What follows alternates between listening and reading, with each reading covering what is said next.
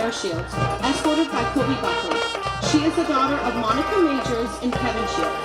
Sierra is actively involved in the student council at both Danville and the Knox County Career Center and serves on the Red Cross Blood Drive Student Committee. She participates in basketball and track and is the vice president of the Danville FFA chapter. Additionally, Sierra represents students on the Danville School Board. She attends Knox County Career Center and the College U Business Lab as a full-time college student. She is a member of the St. Luke's Catholic Church. In her spare time, she enjoys showing sheep, working on the family farm, and spending time with close friends and family. Colby is the son of Michelle and Christopher Buckley. He is active in the Danville FFA and is a part of the General Livestock Judging Team. He is a member of the Barnyard 4-H Club, where he is the current vice president. In his spare time, he enjoys showing market lands.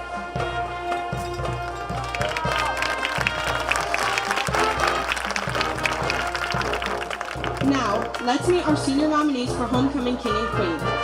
First up is senior Erin Kreider, escorted by Clayton Vance. Erin is the daughter of Julia Swindle and Dennis Kreider. She participates in volleyball. In her spare time, she enjoys playing volleyball, shopping, going to the gym, and hanging out with friends.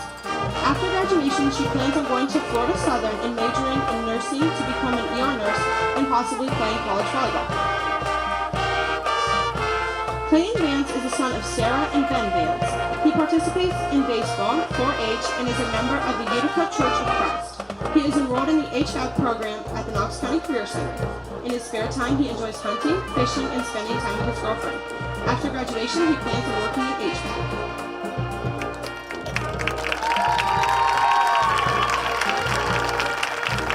Next up, we have senior Avery Nessie, escorted by Wade Nisley. She is the daughter of Alanda Smith and Daryl Nessie. She participates in volleyball. Avery is a member of the 4-H club Rustic Roots, Club Focus Volleyball, and is a member of Life Point Church. In her spare time, she likes to spend time with family and friends and working at Robinson's Farm. Wade Nisley is the son of Randy and Doug Nisley. He participates in football and baseball. In his spare time, he enjoys golfing and fishing. After college, he plans to enter the workforce.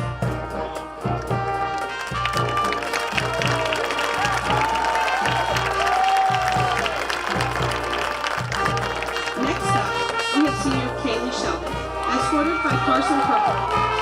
Kaylee is the daughter of Victoria Reed and Nathan and Lindsay Sheldon. She participates in cheerleading and volleyball. In her spare time, she enjoys tanning, shopping, and spending time with friends and family. Her plans after graduation are to continue her education in nursing. Carson Proper is the son of Kristen and Matt Proper. He participates in football, track, basketball, and the National Honor Society. He attends Life Point Church. In his spare time, he enjoys hunting, fishing, and being in the woods and spending time with family and friends. His plans after graduation are to attend the Mount Vernon Nazarene University to pursue a degree in electrical engineering.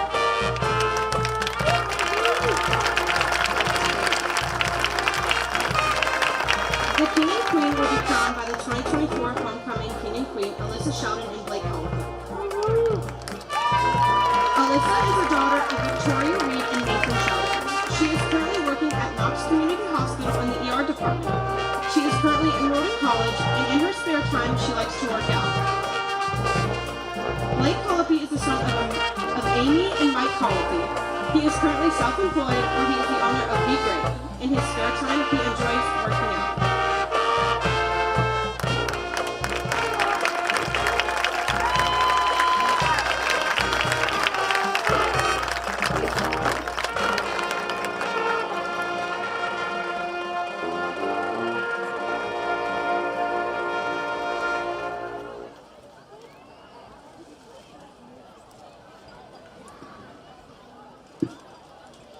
We will now announce the winners of the 2025 Homecoming King and Queen.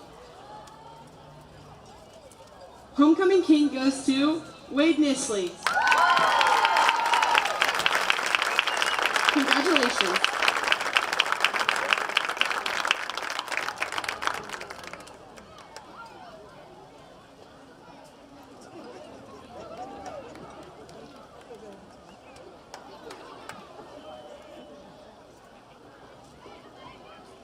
Homecoming Queen goes to KK Sheldon. Congratulations.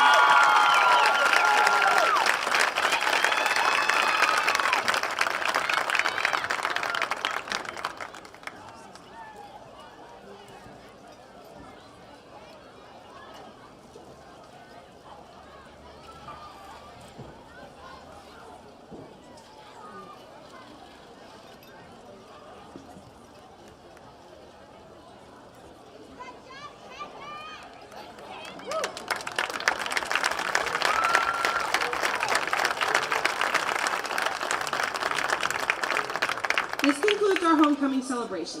Thank you to the Danville administration, Danville Athletic, family, and friends for your support of these wonderful students. Have a great night and go Devils!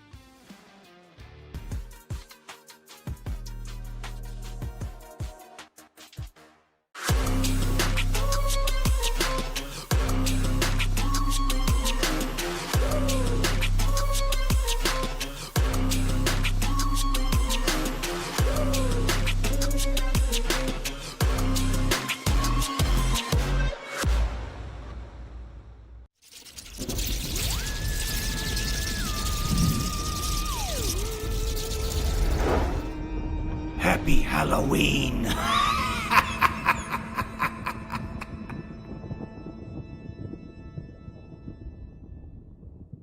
This place means everything to us. This is where we come together. We do all of our birthdays out here. We grill hamburgers and hot dogs. We fish. I was about to give up. I was about to think that the property wasn't going to become mine. Rural First specializes in solving the problems. I made the call, and the rest is history. It was done. It made everything easy. Questions answered, walked me through the process. It was done. When I'm here, just feel peace. That's all it means to me. Peace. At Knox Community Hospital, your primary care physician is more than someone who delivers your test results, more than someone who writes prescriptions, more than someone who listens to your heart. We are your healthcare partner who takes the time to know you, listen to your concerns, and provide you with expert personalized care to make and keep you well. Because to us, you're more than just numbers on a chart. You're a neighbor and a friend. Knox Community Hospital, in the community, for the community. I like being able to give back to the community, and just our teamwork is really solid. It makes it an incredible place to work because a lot of people enjoy what they're doing and want to help out. You get to learn every day. You get to meet very unique people. I get to interact with everyone from the clinical staff to the administrative staff. Everyone has something to offer. It's kind of like a million puzzle pieces coming together to make one large, beautiful piece.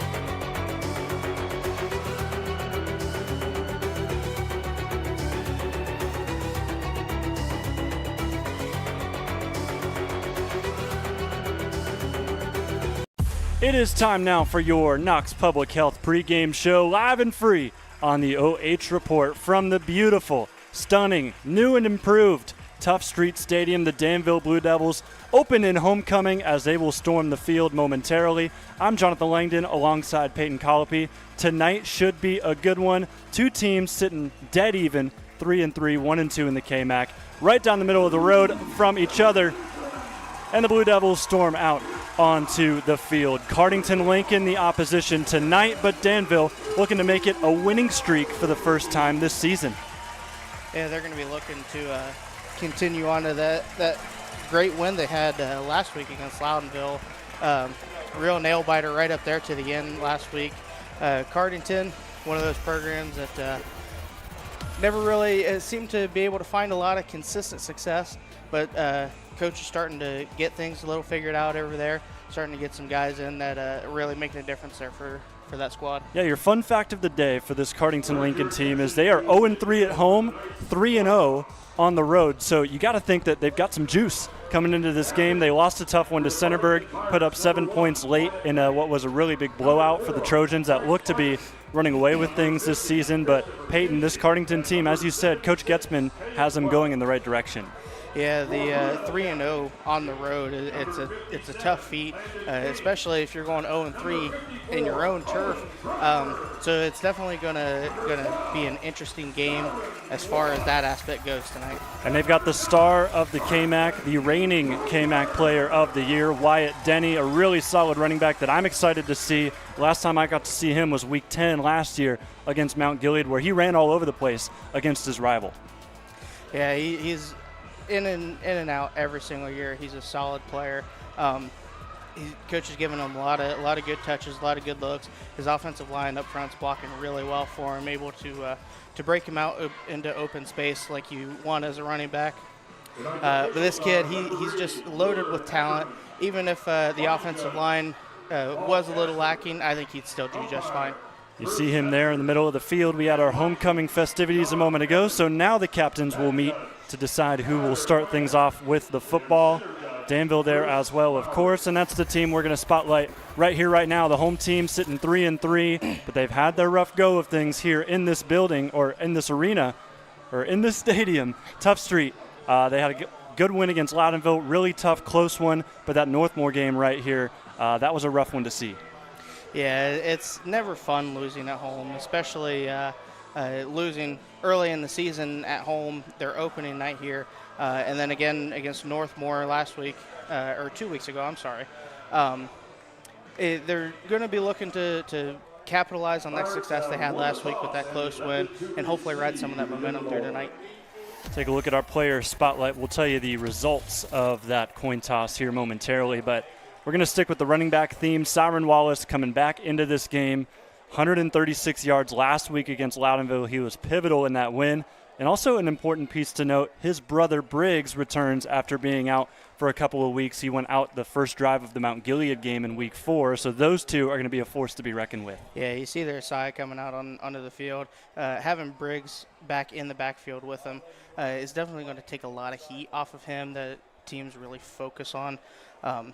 Now Cardington has that extra aspect of Briggs Wallace being able to do just about the same thing as Cy. So Cardington won the toss. They have elected to receive. So we'll start with their keys to victory today. The first one I have is defensively. There's a freshman quarterback making his way out onto the field for Danville, Parker Proper, that we're going to talk about momentarily. But you want to get pressure on any underclassmen in this game. Yeah, Cardington's really going to be pinning their ears back with their defensive line tonight. Being a freshman, you don't have that experience under the Friday night lights, and it is a big change from the junior high level to the varsity level. Even with him having those extra reps in the JV games throughout the year, Friday Night Lights is just a different atmosphere. It's kind of bright lights, big cities for a lot of freshmen. So we'll see how he handles the pressure tonight. And then the second key, I was very happy to hear from Coach Bloom when I talked to him before the game that he thinks Cardington's one of the most explosive teams in the league, and that goes right with key number 2. Let's head over to Danville's side. Coach Bloom, what is he looking for from this team? Well, I got to talk to him, and he's looking to try to solve the pass puzzle. It just has not been working out these last couple of weeks. And then they know with a running team like Cardington, they want to force those third down and longs. Yeah, Danville this year just seems to be struggling a little bit in the pass game. Some of the passes are there coming from Nolan Ridgway. We'll see how the freshman Parker Perper does tonight. But hopefully this week in practice they were able to get some extra reps in with those receivers with this freshman coming in and hopefully build a little bit of that extra chemistry that they need. Coach Bloom told us they're heading in a different direction at quarterback. Ridgway under center had 405 passing yards, 2 touchdowns, but 7 interceptions. So that's something that they want to reverse course on. They're going to give it to the freshman here for the foreseeable future the rest of the way. Put the score bug up. Cardington-Lincoln here today taking on the Danville Blue Devils. The Pirates will receive the opening kickoff. As you see your scoreboard presented by the Bottleneck Bar and Grill. Want to thank the rest of our sponsors bringing you this live and free coverage as well. Thanks to Knox Public Health, the Killbuck Savings Bank, OhioHealth, and Morrow County Jobs and Family Services, Knox Community Hospital, and Rural First. Briggs Wallace is going to go ahead and boot this away once we are set to go. 12 minutes on the clock. So Briggs, welcome back. They're going to put you right to work. You see he's got the bigger helmet on. It was a concussion he suffered a couple weeks ago, so just trying to keep him safe in this game. So he's got those Guardian helmets that we've started to see a trend of. Yeah, those Guardian caps are starting to get really big up at the pro and college level. It's starting to trickle down a lot into the high school and even into the junior high and Colt level here. You're starting to see it a little bit more. Obviously going to give him a little extra protection with coming off of the concussion. Short kick. This will go out of bounds as we're already starting off with a bang here. Take a look at this from Wallace as he tried to get a little bit tricky. Got it obviously past the 10 yards. Also got it past Cardington, but just not able to grab that football before it goes out. They're going to spot it at the 45-yard line to start things tonight. Interesting way to start the game with an onside kick for the opening kickoff. Giving Cardington a lot of good field position here. We'll see what Danville's defense is able to do. First down and 10 to start off the ball game. They'll hand it off to their senior star, Wyatt Denny, who is collapsed on by numerous Blue Devils to start things off tonight. Quarterback for Cardington, just a sophomore, Josh Goers, 882 total yards of offense from him this year. He has been a great second weapon alongside Denny. Yeah, you can see Danville switching up the defense a little bit. Coach Duncan kind of really sticking to that 3-3 stack this past couple of years, going back to a little bit of his old regime with the 4-4 look here, and that's just to help stop the run here. Cardington's got a dangerous running back there in the backfield. Another man in motion. It's Hartley. It'll be a keeper instead for Goers. He'll get about 2 yards, but Danville right there to swallow him up. Again, that was just good defensive play from the line. Coming in with the linebackers to help out. Line was able to block up pretty much every single hole there that Goers was able to kind of spot. Linebackers coming in, helping out, make the play, bringing up, looks like 3rd and 6 here. Important jersey number change. Got it from Coach Bloom before this one. The tackle made on that last play by Jacob Byers. Wears number 56 usually. Got a rip in the jersey. He's now wearing 33 for tonight. Another quarterback keeper. Goers tries to go near side numbers. He'll be knocked out close to the first down marker, but it looks like about a yard short. Yeah, 33, I believe, is what his older brother Josh wore up until his senior year. So kind of representing Big Bro a little bit there tonight. Kind of had a chance on the play there, missed the tackle, but that's no problem when you got the rest of that Danville defense able to collapse in real quick on the ball carrier there, bringing up 4th and 1. Looks like Cardington's going to go for it here, possibly. Yeah, I got a couple big boys coming in for the offensive line. Bringing Holden in the heavy Martin package. Primarily there. Goers shoves to the side. Pardon me, that was actually Wyatt under center, and he gets the first down by plenty. Yeah, that was just good eyesight there by Wyatt Kinney. Seeing that everything up front, right in the middle, was completely clogged up. Stayed patient, bought his time, was able to slip out, get a couple extra yards to pick up the first down. Yeah, good job by the big fellas. Devin Semino, Holden Martin, two of the offensive linemen that pushed him through as we've got a new set of downs. Ball on the 44-yard line of Danville. Wide handoff here to James Fiant, and he is swallowed up before he can get back to the line of scrimmage. There's a real simple play there. Looks like a Silas Miser kind of chasing him down from behind. Wasn't quite able to catch up with him.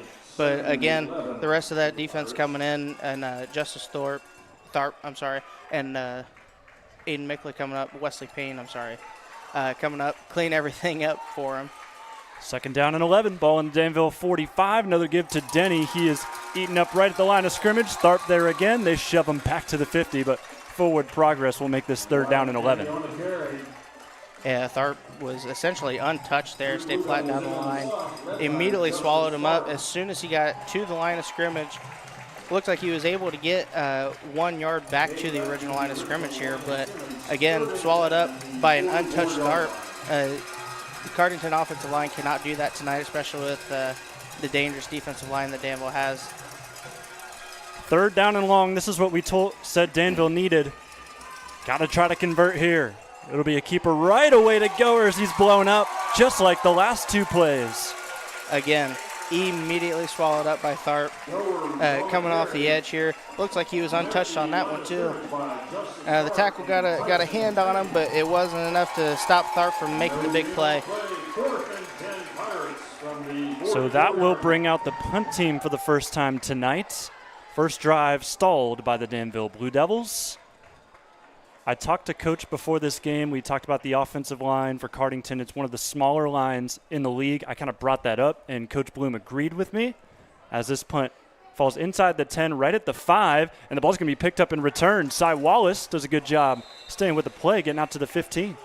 Yeah, it looks like he kind of, I don't want to say he stuttered there for a second. Was watching the Cardington players come downfield, waiting to see where they were going to decide if he was going to pick the ball up. Able to get a couple yards back out to the 15, which is a lot better field position than the 5. Yeah, that's a winning play right there, making it an 85-yard drive if you can score instead of a 95-yard drive.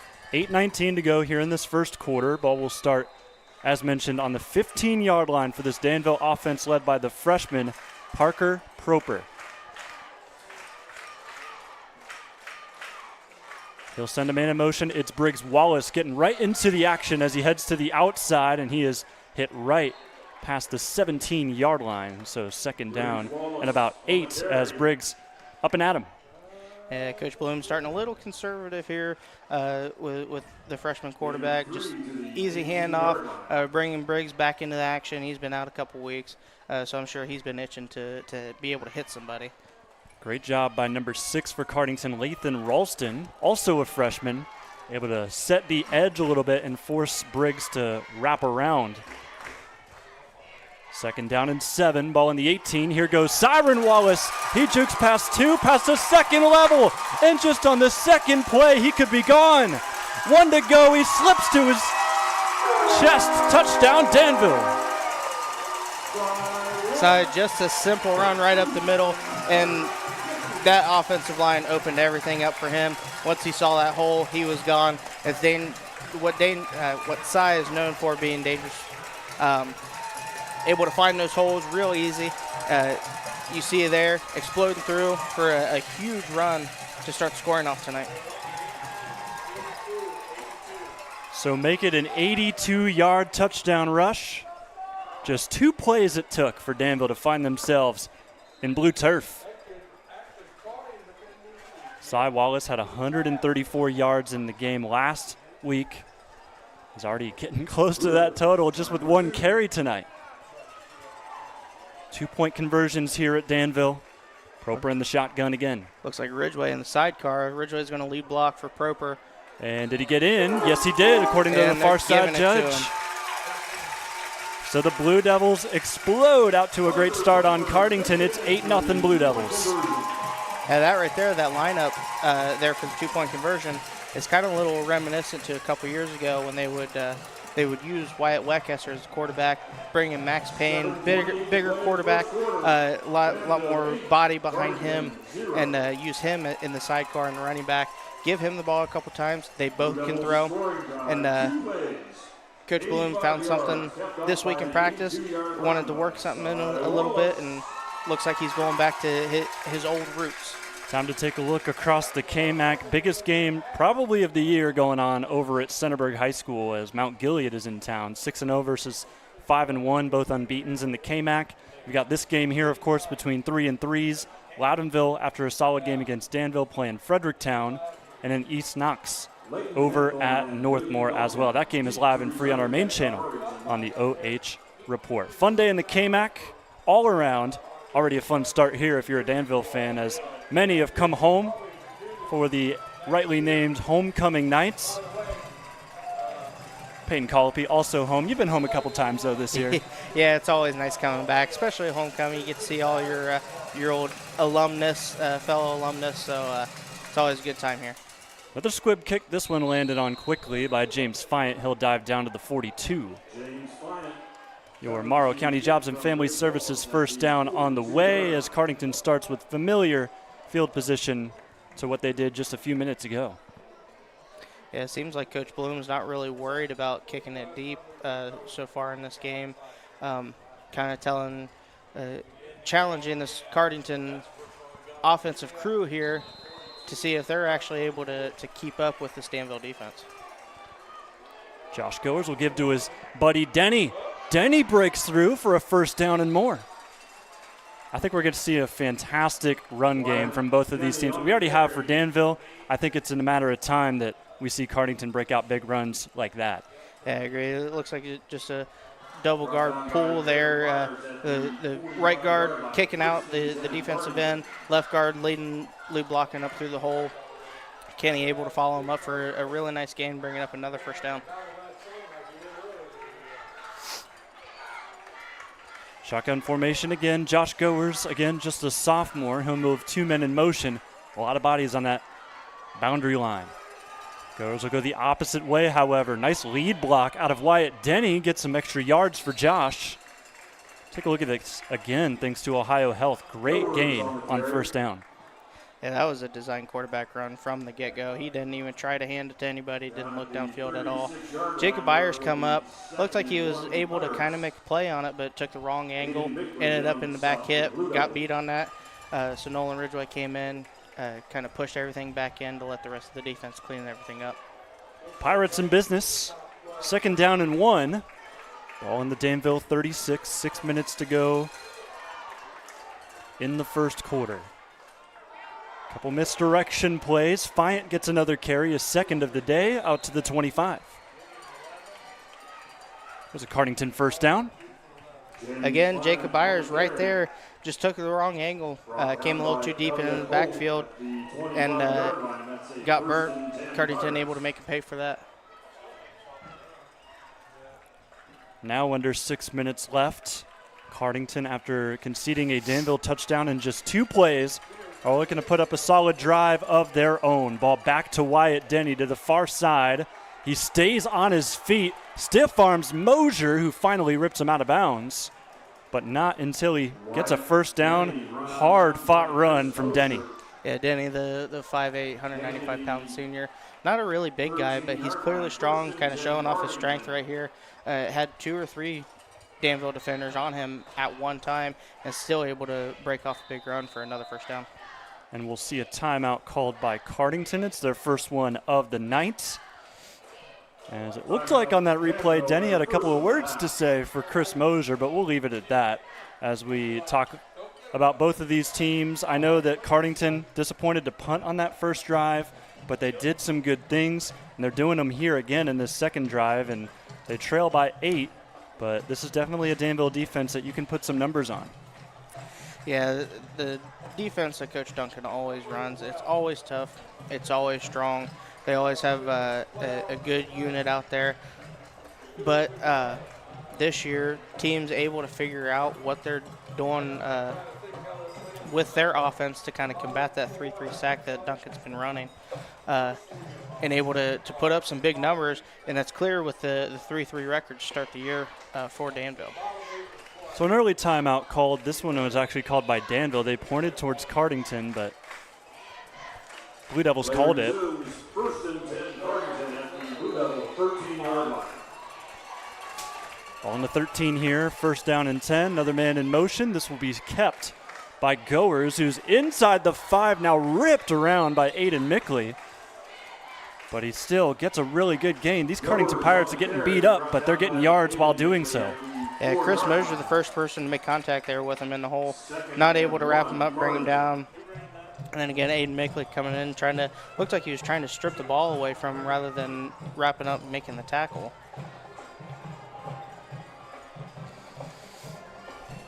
Inside the 5, ball in the 4, 2nd and 1. Goers talks to his right tackle, now moves a man in motion. Snap, give, Wyatt Denny walking towards the end zone. Did he get there? Looks like they're going to mark him down at the 1. I think I did see the knee go down before he lunged for the end zone. We'll see it closely again. Yeah, you can see it kind of right there at the bottom of the pile. It's a little hard to see from our angle, but I think it was a good call by the referees right here.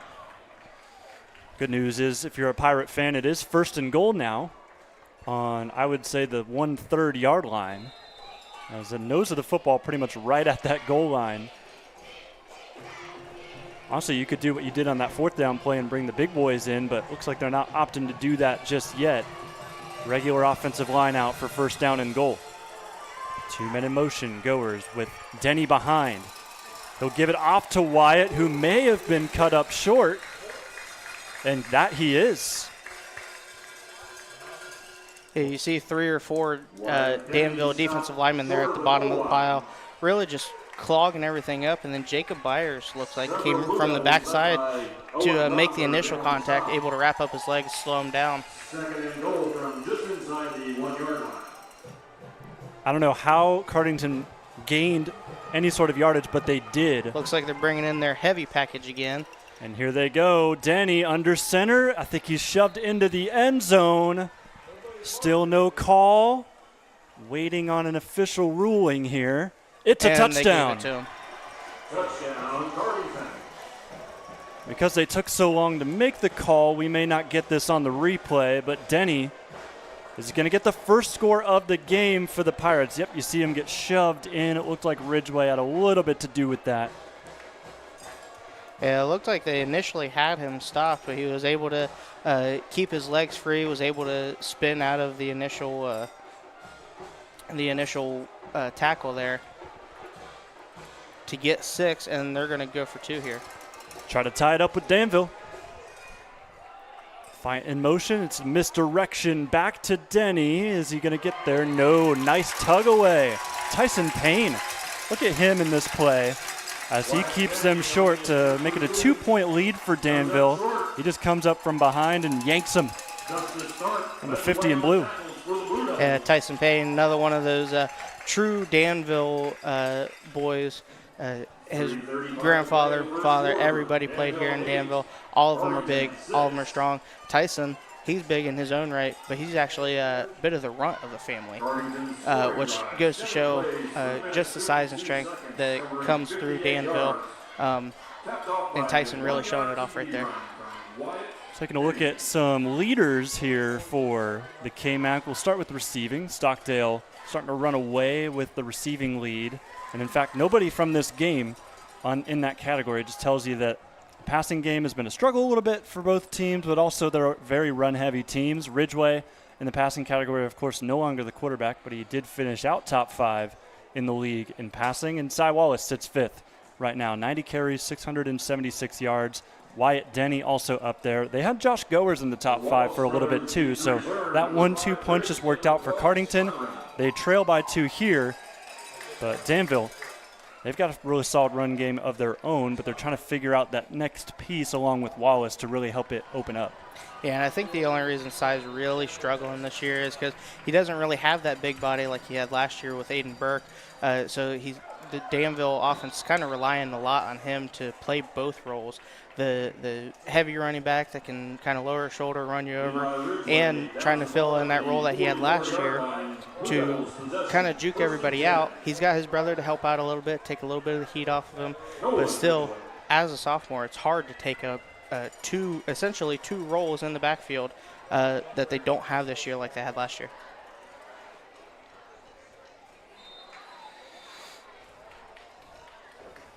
Danville back out on the field. They scored in 2 plays last time they were out with their offense. 3:33 to go in the first quarter. 8-6 in favor of these Devils. Ball's fumbled right away, however, and it's recovered by Cardington. Just a mishandled handoff there. You're going to see it here again. They sent Briggs in motion, and just a handoff was never clean. It's the 3rd lost fumble of the year for Wallace. And he had a lot of room right up front. You see Wallace obviously frustrated right there. They got to clean that up if they're going to want to stay competitive in this game. Still up 8-6, but it is early, and this Cardington offense is really dangerous with the running attack that they have. Very true. Siren with the fumble there. There was a fumble in the game last week from the Danville rushing offense. So things that they just simply have to clean up here before they go up against a really solid squad next week in Centerburg. Back-to-back takeaways. Immediately right after they get that fumble to get the ball back to try to take the lead here at the end of the first quarter with just 3:22 left. Throws an interception right to Wes Payne. I mean, it was just way overthrown. Wes Payne was in the right place at the right time, able to get the ball back in the offense's hands, so we can try to make up for that lost fumble they just had. So Wes Payne gets the interception. It's the 2nd interception from Josh Goers, the quarterback for Cardington. And let's just act like that fumble never even happened if you're a Danville fan. So got to shake it off, get back into action here, just a couple yards back.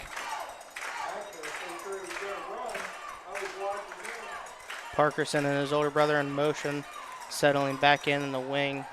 Parker drops back to pass here. He'll step to his right. Had a nice running throw last week just like this. And this time he goes shorter, finds Briggs Wallace for a solid gain. And Briggs able to haul that pass in, able to get both feet down in bounds, which in high school we all know you only need 1 foot. But Briggs able to get both of them in there just to make sure the ref saw it to pick up a looks like 9.5 yards. Doesn't look like they're quite going to give him the first down. I think it was that momentum he had moving backwards a little bit that may have not allowed him to get the first down, but we'll see Proper under center now. Danville coming out in the I formation, sending Briggs in motion. Long toss out to the freshman. Puts a couple dance moves on, and he is walled up. He's going to lose some yards, in fact.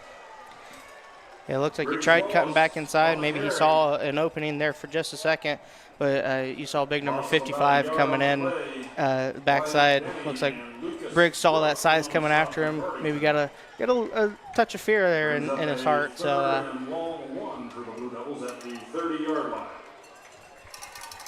after that loss, it'll be 3rd down and 1 still. Ball's on the 30 of the Blue Devils. A lot of bodies on that offensive line. Shotgun with Proper, handoff. Wallace, this time it's clean. He'll shovel around. It's going to be close, but the officials lined up right at that first down marker, so that tells you that we may see the chains move. Yeah, it looks like they got right back to the line of scrimmage they just had. Got that half yard back. One of the officials just motioned, let's move it up. And yep, they will. First down. So able to receive this handoff cleanly and get just enough to get the first down. So the clock will move again. 2:20 to go and counting. First down and 10 now on the 31-yard line. 2:14 left in this first quarter. Cardington really loading up the defensive line here, running looks like a 5-2 maybe. 4 receivers. 3 near side here for Danville. It'll be another throw on the run. Complete. Aiden Mickley. He's going to run. Keep going. And is he still in? Play has not been called. He now steps out at what I thought was around the 33. We'll see where it's marked. They send him all the way to the 21. Yeah, he just lowered his shoulder and said, "You are not going to take me down this time." Able to get some good hard yards there. I thought he stepped out too, right around that 33-yard line that you said, but the sideline official clearly didn't see it. Able to get that extra yards and bringing them down into their own, looks like the 24-yard line. I'm going to go ahead and mark that replay. We're going to come back to it later on if we have some time. But it is a first down on what is now the 24-yard line. They initially marked him at the 21. They moved it back 3 yards.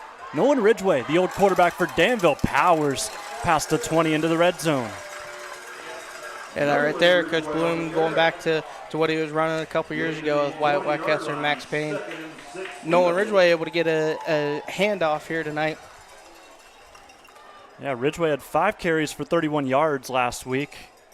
They just want to find another big back. That's kind of the impression that I get. And that's the thing that they've been struggling with this year is because they don't have somebody to take that pressure off the side. And looks like they might have found something in Nolan Ridgway, able to get him the ball a little bit. Trips near side, quick throw to be a screen play. Briggs Wallace, they're going to let him work. Breaks one tackle, cuts the corner, shoots out another, but the ball falls out and it's landed on by Cardington-Lincoln. Both Wallaces have now fumbled in back-to-back drives. It looked like a beautiful play, but at the very end, you see this get punched out. Great punch right there. Number 4 got there. Bryce Hartley. It's his second forced fumble of the year. That's a big one inside the 10. Yeah, that was just a precision shot there. Briggs looking like he was able to get another score here for Danville just before the end of the first quarter. Hartley able to get his hand in there, knock the ball out, and get the ball back so they can try to get another touchdown on the board. That's a lot of momentum that just got squashed here at Tough Street Stadiums. Now the Pirates are going to try to work for a long drive. We got a whistle and a flag thrown. It's a false start on Cardington. Flag on the play. Yeah, you're already deep in your own territory. Back on, looks like the 7-yard line. Now you're going to bring it back even further, making it even harder for your offense to get some type of yards to get away from the end zone.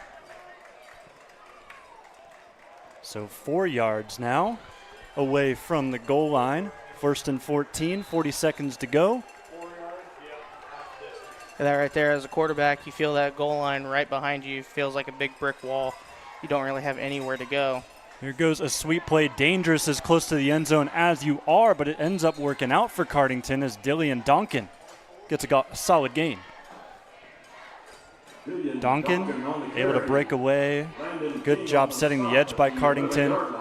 So Donkin, last 2 weeks, he scored a touchdown. Looking to continue that trend into today. Just a freshman. He's going to be a big piece to what they do when they lose some of these bigger pieces like Wyatt Denny primarily, but also Bryce Hartley, also a senior. Yeah, those are 2 guys that's going to be hard to replace. But it looks like with Duncan and their quarterback, Josh Goers, both being underclassmen, they got a lot of talent and a lot of going to be experience coming into their sophomore and junior seasons next year. The coaching staff of Cardington-Lincoln's got to be really licking their chops for those 2 to really kind of come into their own. End of the first quarter. We'll take a break, come back live and free on the OH Report. Danville 8, Cardington 6.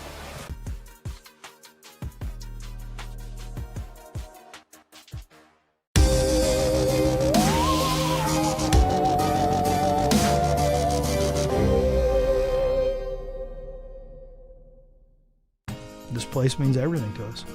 This is where we come together. We do all of our birthdays out here. We grill hamburgers and hot dogs. We fish. I was about to give up. I was about to think that the property wasn't going to become mine. Rural First specializes in solving the problems. I made the call, and the rest is history. It was done. It made everything easy. Questions answered, walked me through the process. It was done. When I'm here, just feel peace. That's all it means to me. Peace.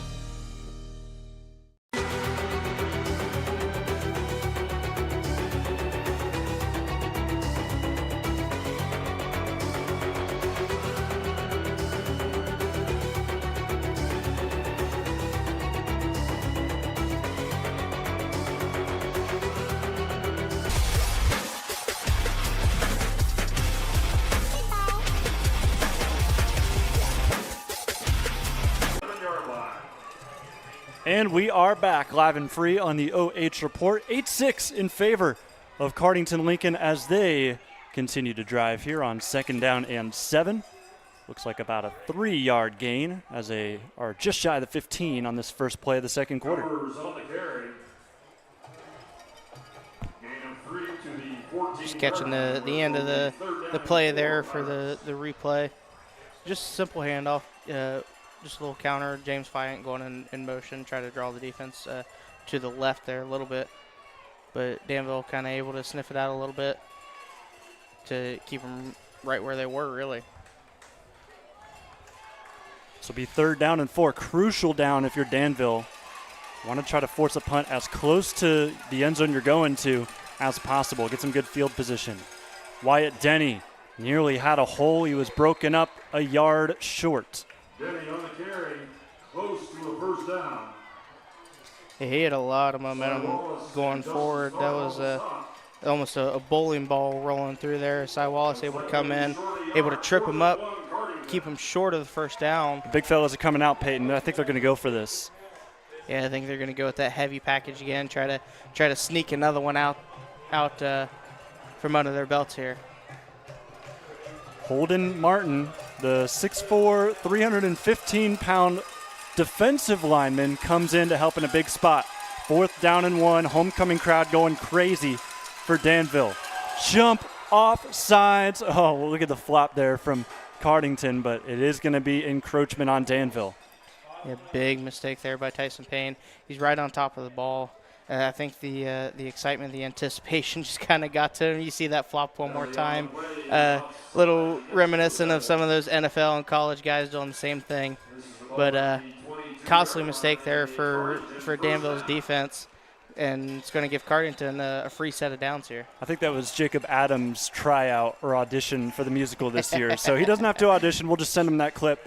I'm sure they'll find a role for him. A lot of good acting on that one. 1st down and 10 now on the 22-yard line. Ball will shift to the outside, and there's a big hit. Big hit by Flags Jacob Byers. fly. Looks like we got a hold there on the offensive line there right at the end of the play. Let's see if that's what the call is. Yeah, I think it's on 75. Yeah, right there. Oh, that was a clear hold. He had hold of his jersey. Play was already around him. You gotta let go of that. Hunter Martini is going to be called for that hold, the left tackle. Another big guy, 6'3", 320-pound. He's a junior, so he's got a little bit of experience. He's got to know as an upperclassman, you have to let go there. Ball plays back at the 13-yard line, 1st and 20, Pirates. Real bad spot to be in if you're Cardington. 1st down and 20. You've only attempted one pass, and it was an interception. So you got to get some yards on the ground. That's a solid start as Denny still turns his feet. And he's finally taken down at the 18. This replay is going to show you pretty much all of that fight the senior put in to get him more yards. Looks like he was initially hit there by the freshman Caleb Inversa, number 60. Had a good hold on him, but Kenny able to keep his feet driving and just really slipped out of that tackle. Danville looked like they were tackling a little high on that. So Kenny was able to get those extra yards. Fake jet sweep. It'll be a keeper up the middle. That one's blown up. So there is the 3rd and long Danville needed. Swallowed up immediately there by Jacob Byers, just filling the hole perfectly. I mean, that was textbook linebacker play right there. And Chris Mosier coming in right at the very end to help clean everything up for him. I mean, how many times are we going to call Jacob Byers' name tonight? He's starting to make a name for himself. He's a little bit of everywhere, just like his older brother was, just like his dad was when he was in high school as well. Family lineage hanging in strong. 3rd down and 13 on the 19. Cardington with a toss. Wyatt Denny, plenty of space. He's going to use his body, and he is turned backwards. Aiden Mickley and company. Wyatt Denny on the carry. Yeah, it looks like we had 5 or 6 different Danville hats on him at one point. Really nowhere for him to go. He was able to get a couple yards upfield, but immediately swallowed up by Aiden Mickley and drove back almost as soon as they made contact. So the punt team now finally comes on. 8:19 and counting left in the second. Devils with a 2-point lead. Long time there for Denny to put that punt away, but he does finally get it to Cy Wallace. Fair catch at the 41. Good fair catch call there by Cy. He had 2 Cardington punt team members right in his face. Wasn't really anywhere for him to go. No sense of taking those extra hits if you don't have to. Let's take a deep look at Parker Proper this year, as 11 of 21 passing for him last week against Loudonville was his first career start. You know, the jitters that come along with that. And they got a win in a big fashion against a team that not a lot of people expected to go down the wire with. Yeah, even with the slow start that Danville's had to the season, it was still kind of expected for them to really run away with the game. That wasn't the case, obviously. Parker Proper here, you see dropping back to the pass. Gets another chance to throw it to his favorite target Briggs so Wallace far. making a big play. Wallace had a fumble the last drive. This time he's making up for it.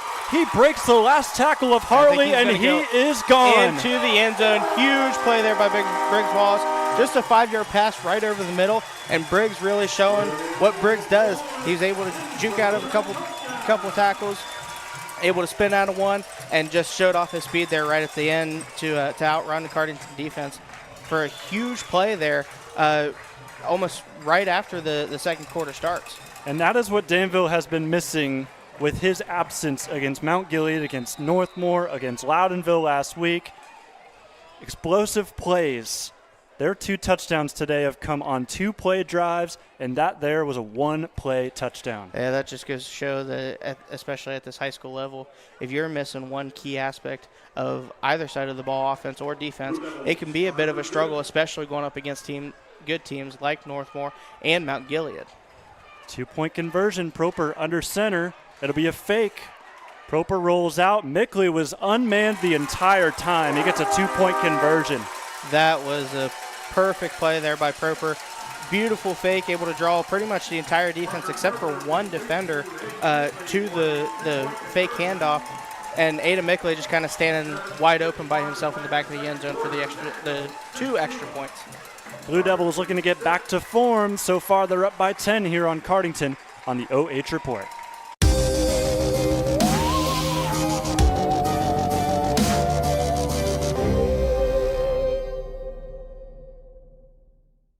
This place means everything to us. This is where we come together.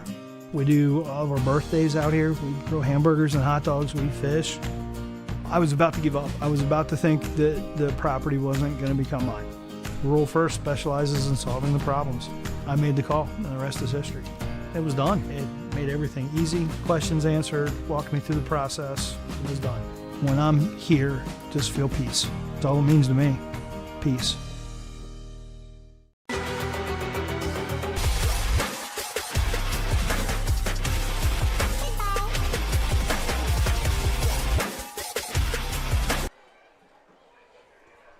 So Cardington trails by 10. They'll get the football back, though, as Briggs Wallace takes home a long touchdown run. It's now Briggs and Cy with both of the touchdowns on the board. Wallace brothers cooking here early at Tough Street. This time he's going to kick it deep for Cardington. Kind of expected. They had nobody back there. And this ball nearly did not land in the end zone. That could have been chaotic for Cardington if that just landed at the one. Oh, yeah, that definitely took a little extra Cardington bounce there to bounce into the end zone. If Briggs was able to get it to bounce back just a little bit, I think he had enough guys down there fast enough. They would have been able, if not get the ball back deep in Cardington territory, they'd have at least pinned Cardington way back, which is not something you like to see starting, especially when you're already down 10 in this game. Yeah, to Cardington's credit, at least they had a player back to check on it, unlike Caleb Johnson a couple weeks ago. Any Steelers fans, I apologize for that reference. Jet sweep here as they give it off to another back. Evan Stover gets his first touch of the game, and he gets a solid, it looks like 4 or 5 yard gain.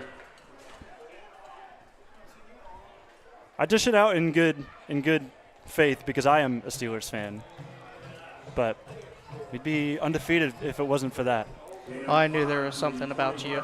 Steelers fans all around. It's amazing being in the heart of Ohio. How many Steelers fans are here? How many work for the OH Report? We actually outnumber our boss 3-1 when it comes to our main crew. Oof. We are unbearable when the rivalry comes around. Wyatt Denny Able to turn the corner, but Mickley makes up some ground, shoves him out of bounds. Mickley there for a second, had his hand right up there on the face mask. Never really grabbed hold of it, but I think he realized where his hand placement was, able to pull it off before the ref pulled his flag. So a loss of 1 will make it 3rd down and 6.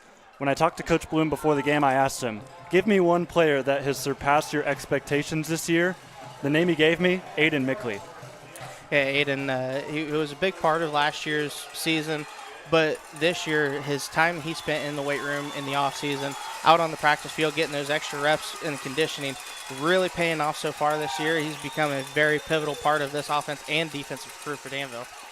3rd down and medium. Goers blown up in the backfield. Jacob Byers and Silas Miser combine for the TFL. Huge sack there by Jacob Byers. He came in, just shot late blitz there, it looked like. Shot right through, virtually untouched. Silas Miser able to break off his block almost as soon as Byers got through the line. Able to swallow him up for a huge momentum-gaining sack there. 3rd punt of the game. Easily getting this off is Denny. This will take a Pirate bounce past the 40. Wallace stays away. It is going to be scooped up by Keegan Lawler. Wallace playing a dangerous game there for a second, staying a little too close to the ball for coach's comfort. But he's able to stay away from it just enough to keep the ball in Danville's possession there at the, looks like the 32-yard line. Taking a look back at this play from Aiden Mickley, that's really close. Yeah, he was tiptoeing down the sidelines even while running over 3 or 4 Cardington defenders and still able to get an extra 10 yards after he started losing his footing. Maybe from where we were standing, it looked like he stepped out, because I just looked at that replay, and it looked awfully clean. It looked awfully close. Yeah, I think it might have just been and it didn't matter anyways. That's important to note. There was a fumble later on in that drive. But interesting to note with Mickley having a great game today. 1st down and 10. This will be a 2-yard gain for the Blue Devils. Yeah, just going right up the middle here to start this drive. Kind of settle down the offense just a little bit. Kind of get their heads a little more composed just to help prevent some of those costly mistakes that happen when these guys start to get a little excited. We talked about the games across the KMAC. We've got a big update for you if you haven't been checking in with Mount Gilead and Centerburg. We'll get it after this play. 2nd down and 8. Ball in the 34. Ball fumbled and fallen on at the 30 by Parker Proper to be a loss of 4. Here's the replay, but Centerburg leads 32-zip over Mount Gilead. Yeah, that right there. Not even out of the first quarter yet. It just goes to show that even though Mount Gilead is 6-0, they are a great team this year, but Centerburg, they just have something special this year. I don't know what it is. They're able to get things figured out over there in the Berg and able to really put together a huge season so far. Timeout called by Danville. We'll get a chance to continue to talk about the Centerburg team because it's important for Danville to know they play them next week on the road. It's going to be a really tough game. I think the difference, I'll be honest, some people might not believe me, but I make picks before every game. I had a feeling this was coming from the Centerburg team. I've watched them play 3 times. I wasn't sure about that secondary for Mount Gilead. And by the look of that score and how much I know that they've probably passed the ball to start this game, there's the answer right there. That Mount Gilead secondary tested, and so far not going so well. Yeah, Danville, again, going to Centerburg next week on the road. It's always a tough stadium to play in because kind of how the stadium's set up. Playing on that field, even whenever I was in high school playing for the Blue Devils, it's always one of those stadiums you're always excited to play in because your fans are really right on top of you, but it also adds another level of stress to everything because of how loud it can get. It's going to be a huge test to how tough this Danville team really is, see if they can kind of continue this turnaround in their season. Got to get past Cardington first here tonight, however, as they continue to drive. 3rd down and 12 on the 30-yard line. Plenty of time for Proper. He slips through the pocket, and he's taken down at the legs, shy of the 1st down marker. Good tackle by Josh Goers. Offensive line really able to keep that defensive front from Cardington back. Proper really just kind of sitting in there. Little jumpy, not quite settled in there. He is a freshman. That's going to happen. He's young. But didn't see anything downfield. Saw a little bit of green turf in front of him, able to make a big play. And it only brings up a 4th and 3 here. But it looks like Danville's going to elect to punt anyways. 2 back to return, one sort of at the safety spot, the other all the way back. Huge punt from Nolan Ridgway. And this one taken in by Henthorne. He'll let it go, and it'll bounce inside the 15. So nice little punt all the way from the 38 to the opposing 15. Cardington needs a score desperately here with 4:35 to go to keep it or put it back to a 1-score game. Yeah, they're gonna have to try to get that running game going again like they had the second drive of the game. Other than that drive, Danville's really been able to kind of stall them in every aspect of their offensive game. Maybe try to look to pass a little bit. Cardington's not much of a passing team, but they got to try to open up these running lanes again and keep Danville honest. Another handoff back to Wyatt Denny. He'll get a decent gain, but not much. It looks like there's holes there for Denny, but they close up quickly with that Danville defense doing a great job today. Yeah, again, that right there, Danville's almost looking for the run at this point.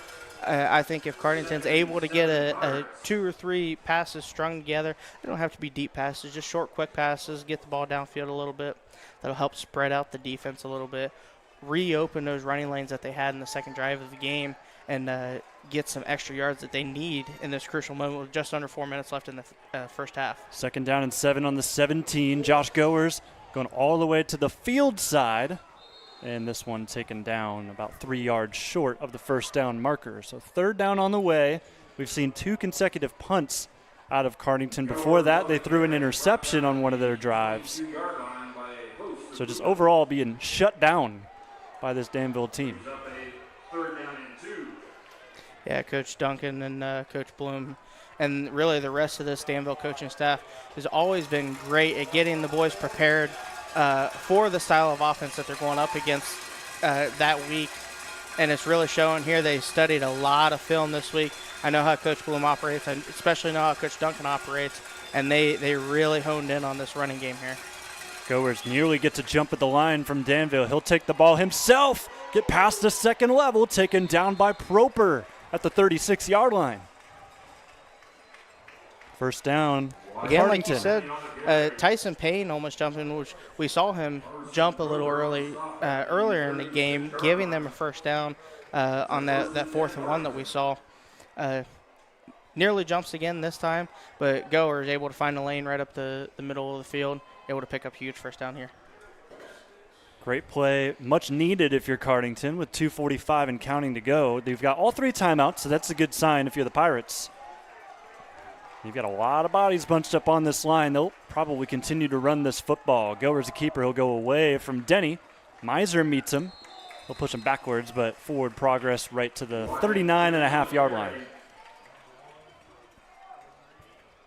So Miser does a good job breaking that play up, but Goer's starting to accumulate, starting to turn into this Mount Gilead 4 yards in a cloud of dust offense. Yeah, again, Cardington always a running style of offense that they run over there.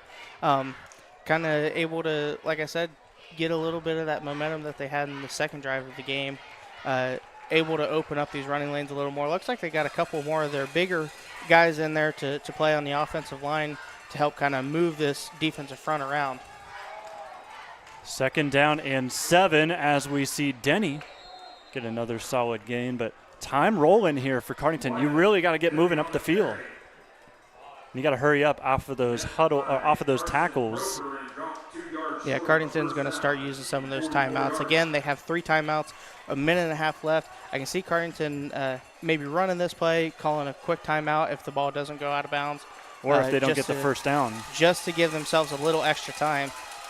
Goer's rolling out for his 2nd pass of the day. The first one was picked. This one nearly deflected intercepted into the lap of Miser. Good job by Ashton Spalding to make a play on the ball. Well, the good news is for Cardington, clock stops, but it's 4th down. Do you risk a play here, 4th down and 2? They almost have to. They're down by 10. There's a minute 15 left in the quarter. They've been solid running the ball so far this drive. They've had a couple plays that were kind of stuffed at the line, but again, they have to rely on their heavy package a little bit. They have to rely on their skill with their 2 senior running backs that they have, even with the sophomore goers, the freshman Donkin. These guys have a lot of talent, and Cardington's going to take time out here. So the deal is Cardington felt confident out of the gates. They started with the football. They punted. Now we sit here in a 4th down and 2. If you don't get it, you give Danville some field position. They've got a timeout to go. They could very well score, and they get the football back in the 3rd. Yeah, and that's what Cardington's going to talk it over. They're going to talk with their offensive unit here, try to figure out something. Maybe they haven't ran yet in the game. Try to open the playbook up a little bit to throw the Danville defense off balance a little bit. Again, I think Cardington's going to go for it here rather than punting it, but crazier things have happened here in Tough Street. That is very true. Sitting in this timeout. Time to show you the KMAC standings that are going to look an awful lot different if that Centerburg game keeps going the way it has been. It'll be the first loss of the year for Mount Gilead if that holds. But the rest of that field is a little shaky. We have 4 1-2 teams, 2 of them battling it out today. I'm even impressed with Coach Spittler and what he's done over there at Fredericktown. Sitting right now in 3rd place for the KMAC. 4th down and 2. A lot of momentum as they get past the 1st down marker. Needed that play. Clock stops momentarily for the chains to move.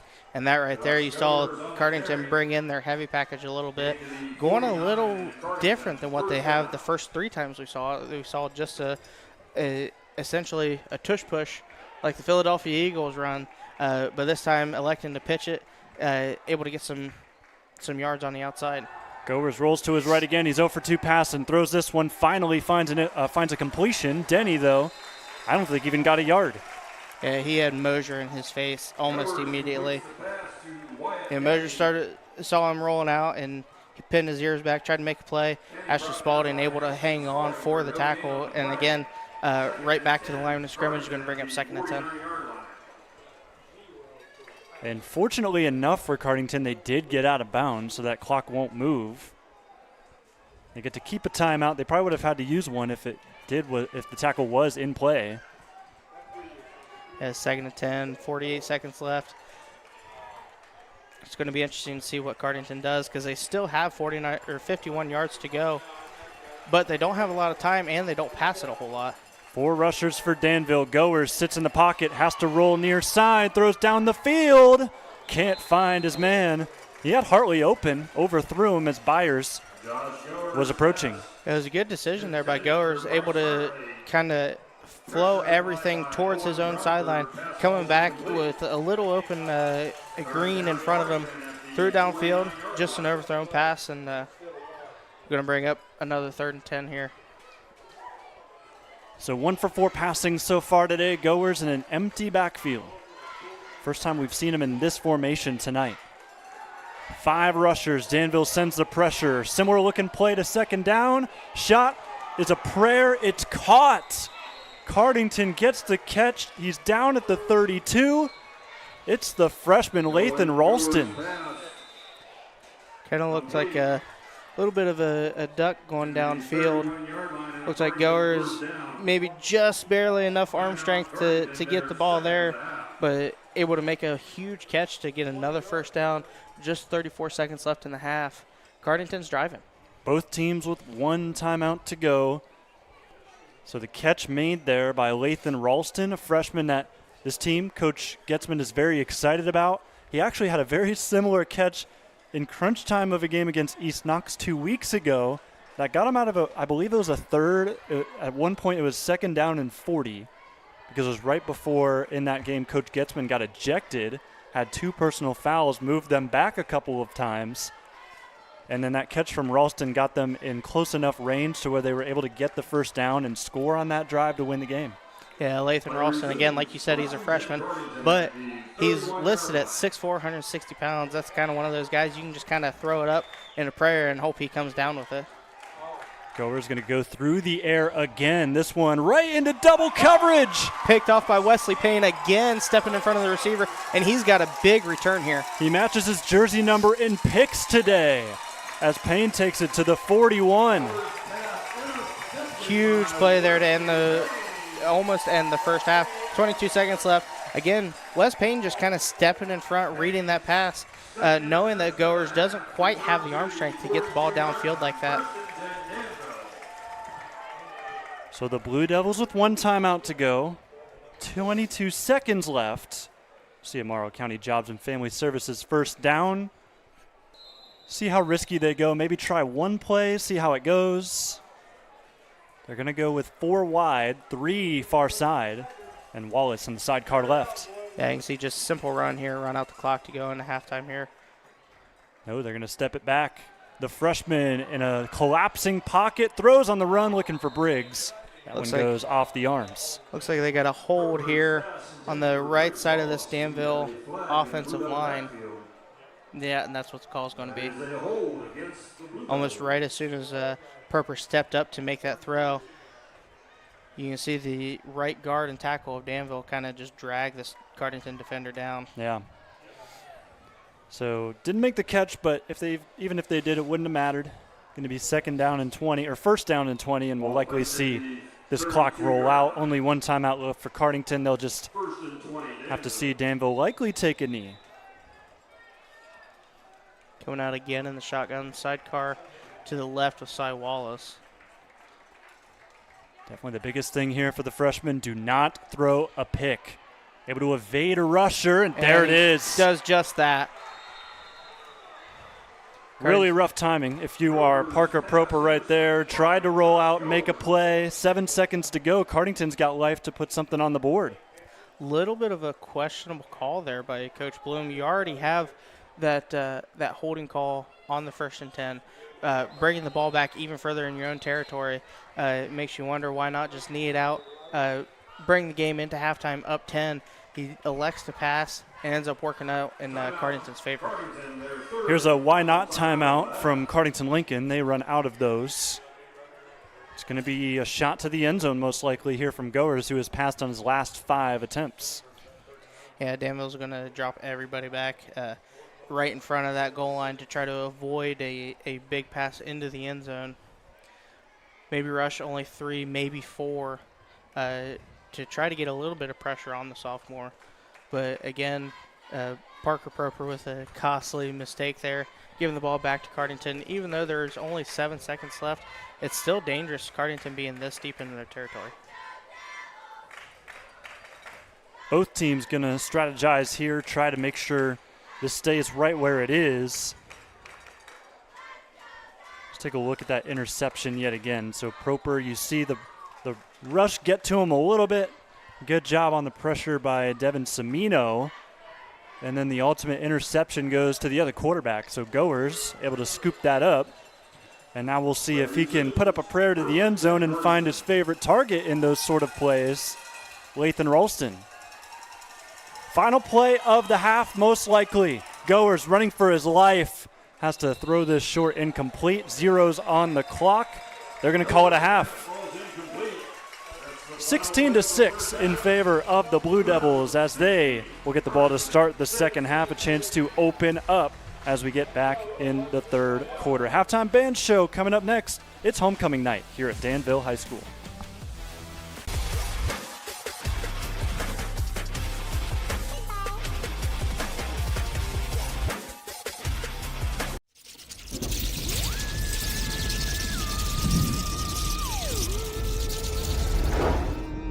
Happy Halloween!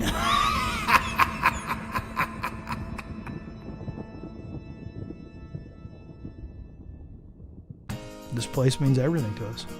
This is where we come together. We do all of our birthdays out here. We grill hamburgers and hot dogs. We fish. I was about to give up. I was about to think that the property wasn't going to become mine. Rural First specializes in solving the problems. I made the call, and the rest is history. It was done. It made everything easy. Questions answered, walked me through the process. It was done. When I'm here, just feel peace. That's all it means to me. Peace. At Knox Community Hospital, your primary care physician is more than someone who delivers your test results, more than someone who writes prescriptions, more than someone who listens to your heart. We are your healthcare partner who takes the time to know you, listen to your concerns, and provide you with expert personalized care to make and keep you well. Because to us, you're more than just numbers on a chart. You're a neighbor and a friend. Knox Community Hospital, in the community, for the community. Avita Home Health and Hospice is locally owned, locally managed.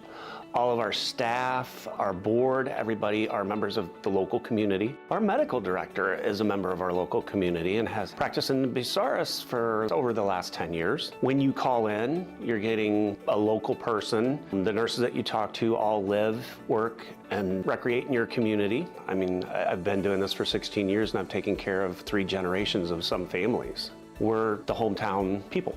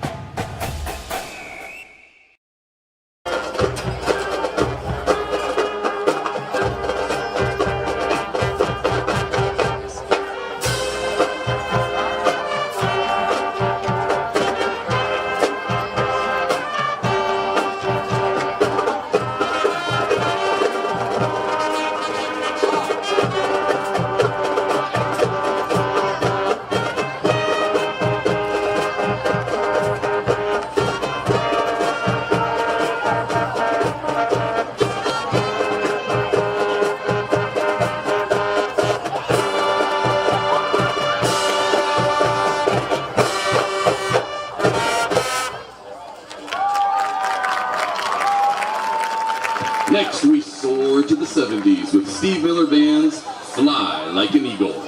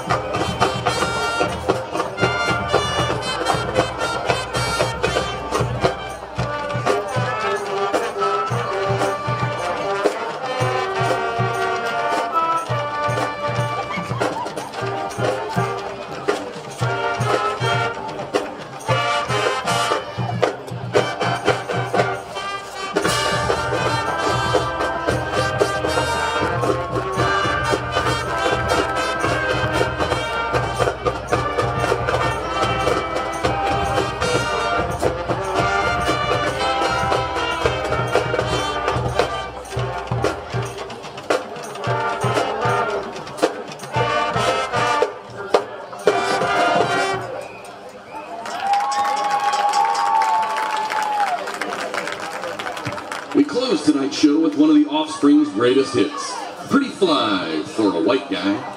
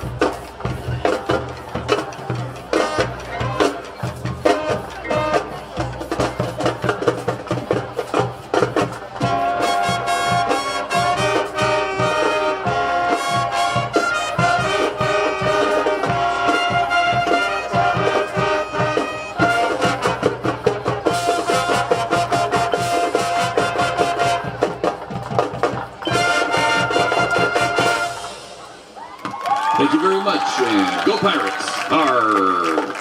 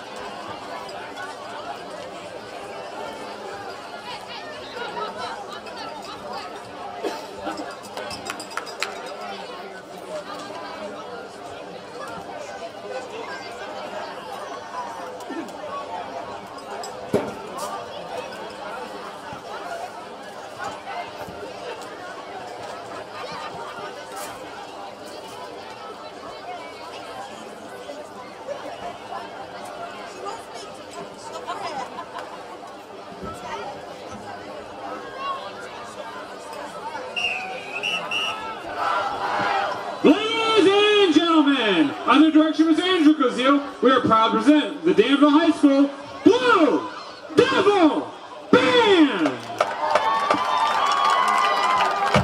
The Blue Devil Band is turning up the volume and bringing serious energy to the field with this powerhouse anthem.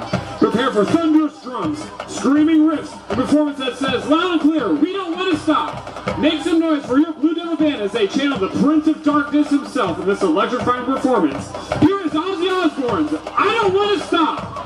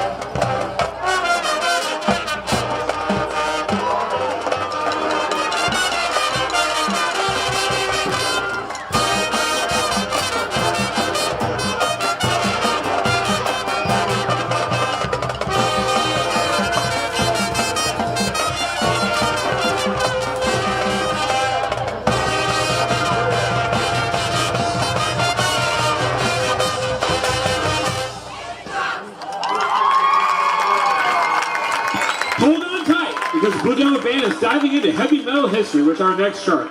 We're taking it back to Ozzy's Black Sabbath days. It's loud, it's fast, it's intense, and it's exactly what you'd expect from the Blue Devil Band and our twirlers. Here is Paranoid by Black Sabbath.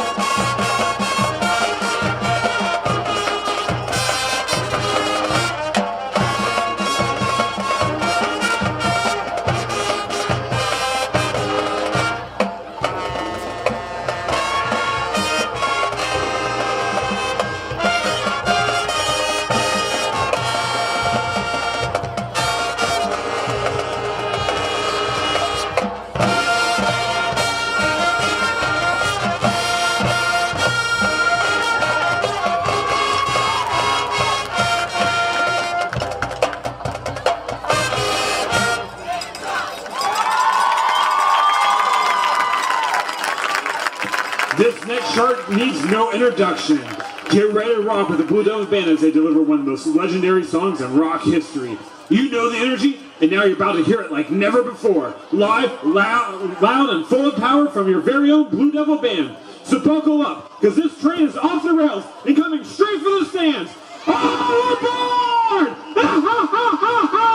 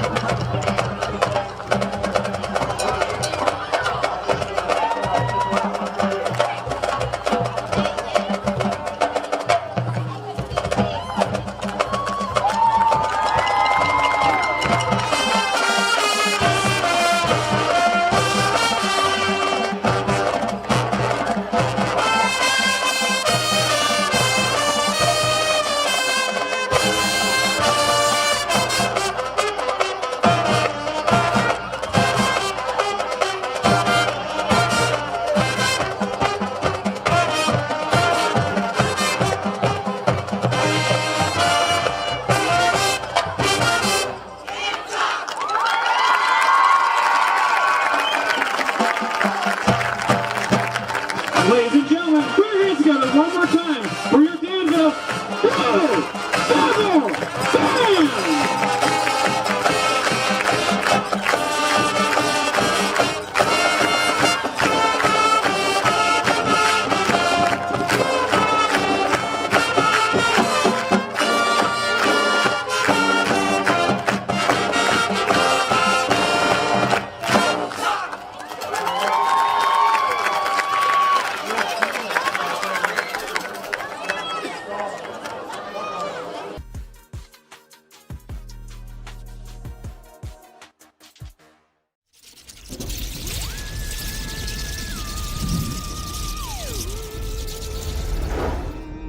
Happy Halloween!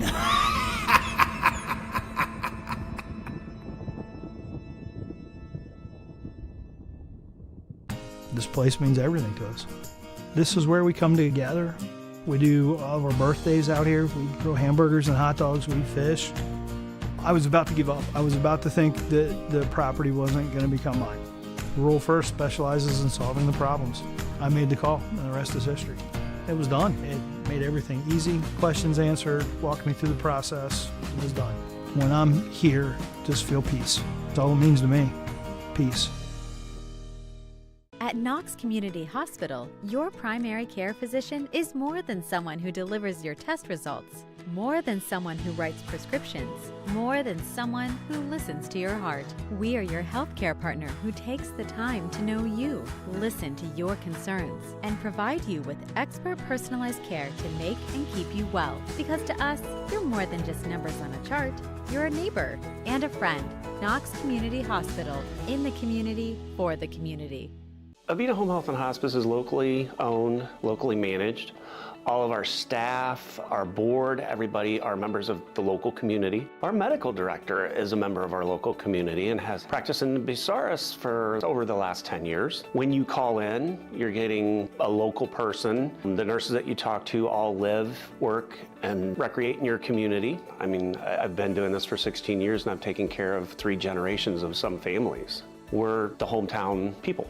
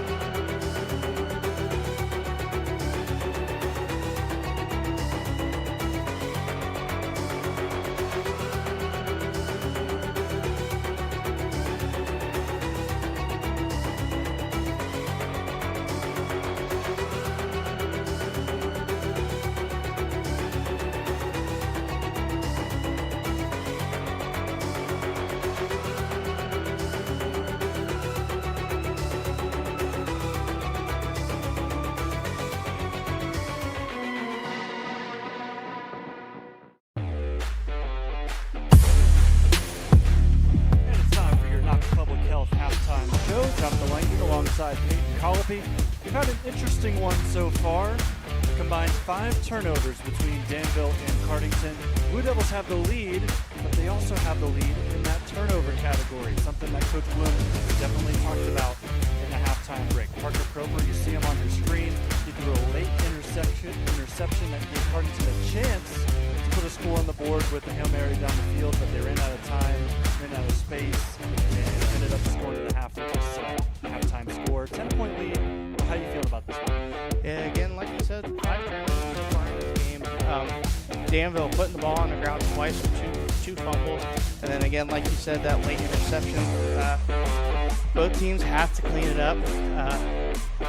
Overall, it's a good half, both for both offenses, both picking up some good momentum, running the ball. Danville able to keep the edge a little bit, up by 10 going into the half. But again, they just have to clean up those turnovers. going to roll up all of these touchdowns here to give you a recap of that first half. Starts with a Siren Wallace 82-yard rushing touchdown on the second play of their drive to open up the contest today. Really, after that moment, you had a feeling that Danville, they might run away with this game, but then Cardington able to break through with Wyatt Denny, finally getting a 1-yard touchdown run here, and that would make it 8-6. Danville got the 2-point conversion. Cardington, they were not able to get their 2-point conversion. And then you look at the last play here, Briggs Wallace just doing Briggs Wallace stuff, breaking a couple tackles, using his speed, one final juke, and he's off to the end zone. Great to have him back after missing him on the first drive of the Mount Gilead game week 4. Yeah, he's been itching to get back in the pads and helmet here for the Blue Devils, and it's shown tonight. He's been a big part of this offense so far. That first touchdown there by Cy, really finding a hole and kind of bursting through with a huge explosion of speed, showing off what he's got there. Cardington coming back, really kind of showing their strength there, really muscling their way down the field to get their own touchdown. And then Briggs showing off his athleticism there for the final score of the first half. Like I said, Coach Bloom's definitely excited to have Briggs back. Absolutely. 12 minutes back on the clock. They're also excited to have him back to return, and they're going to get the football back here as we're ready to start the third quarter. Quick OH report recap of the halftime scores across the area. Northmore 33-6 over East Knox. Crestview taken down so far St. Paul 21-14. Big Walnut leads by 10 over Worthington Christian. I believe they're playing Worthington Kilbourne instead, as this ball is lofted over the top at the 40. Justice Tharp falls on it, and Danville survives that sort of squib kick that they started the game with off in the first quarter. Yeah, again, like I said earlier, that was kind of an interesting call there by Danville. Essentially, it was an onside kick to start the game. Cardington kind of doing the same thing here to start the second half, trying to get some air under it, letting his guys run underneath of it to hopefully make a play. Falls right into Justice Tharp's arms, and we bring up a Danville first down.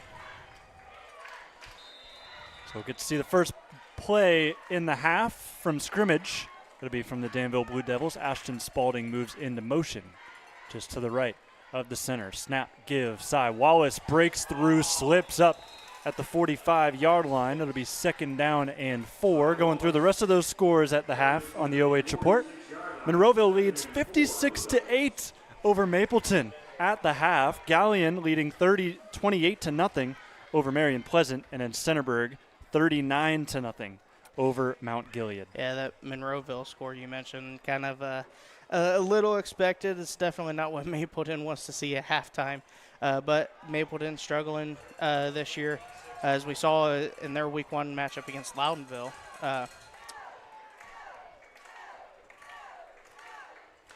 2nd down and 4, ball on the 46-yard line of Danville. It's an RPO, and they're going to go with Tharp, who gets the first down by about 2 yards.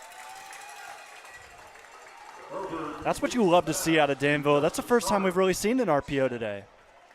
Yeah, with the essentially it was just right into a little pop pass that was designed to go to Tharp. He come off the line, avoided getting touched there, getting the check off the line, able to get just enough yards, pick up the first down.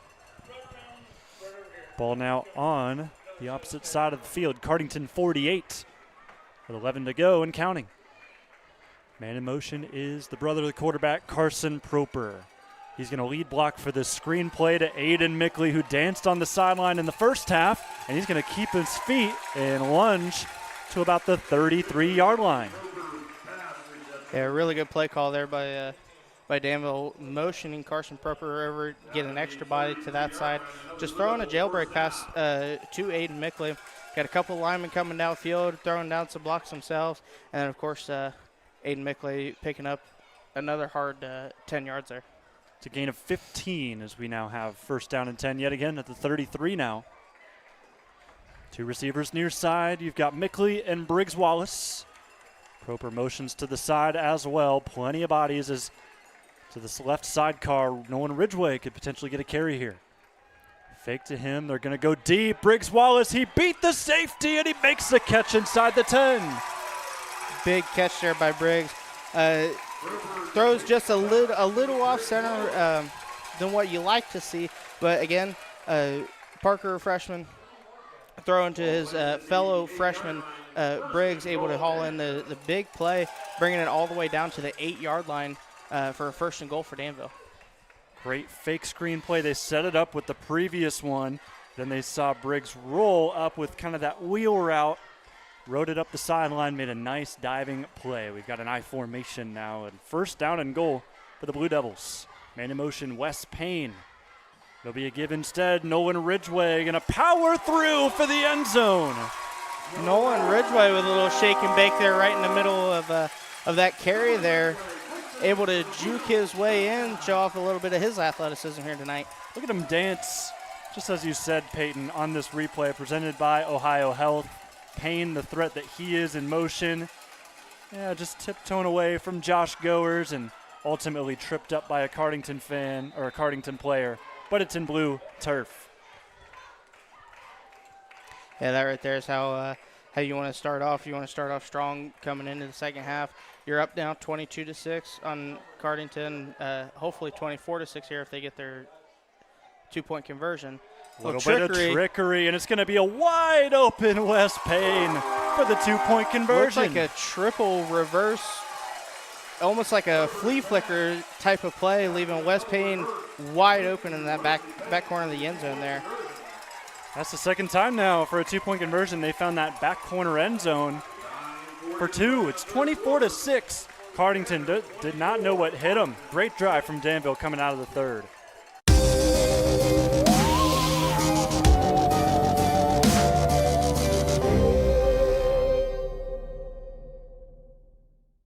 This place means everything to us.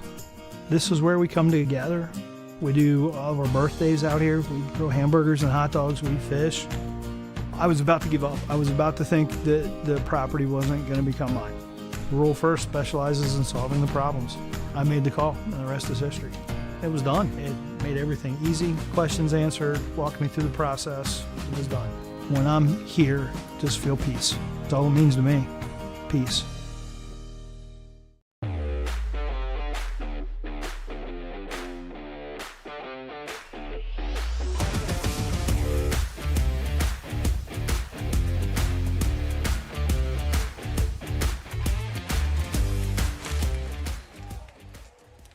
Taking it back out to Tough Street Stadium as Briggs Wallace gets us underway again.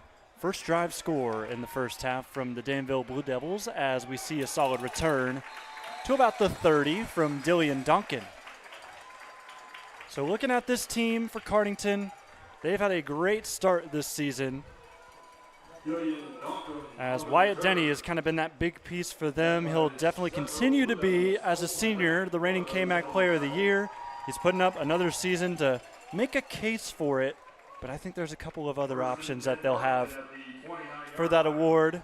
However, Wyatt Denny, you cannot deny what big of a piece he is to this team. He's going to get the handoff here, break it to the numbers, and he'll push to the 34. Yeah, just a simple inside handoff there. Having to bounce it outside the Danville defense, able to kind of plug up those holes right up the middle. Found some greenery in front of him on the right and able to make a good 5-yard run there.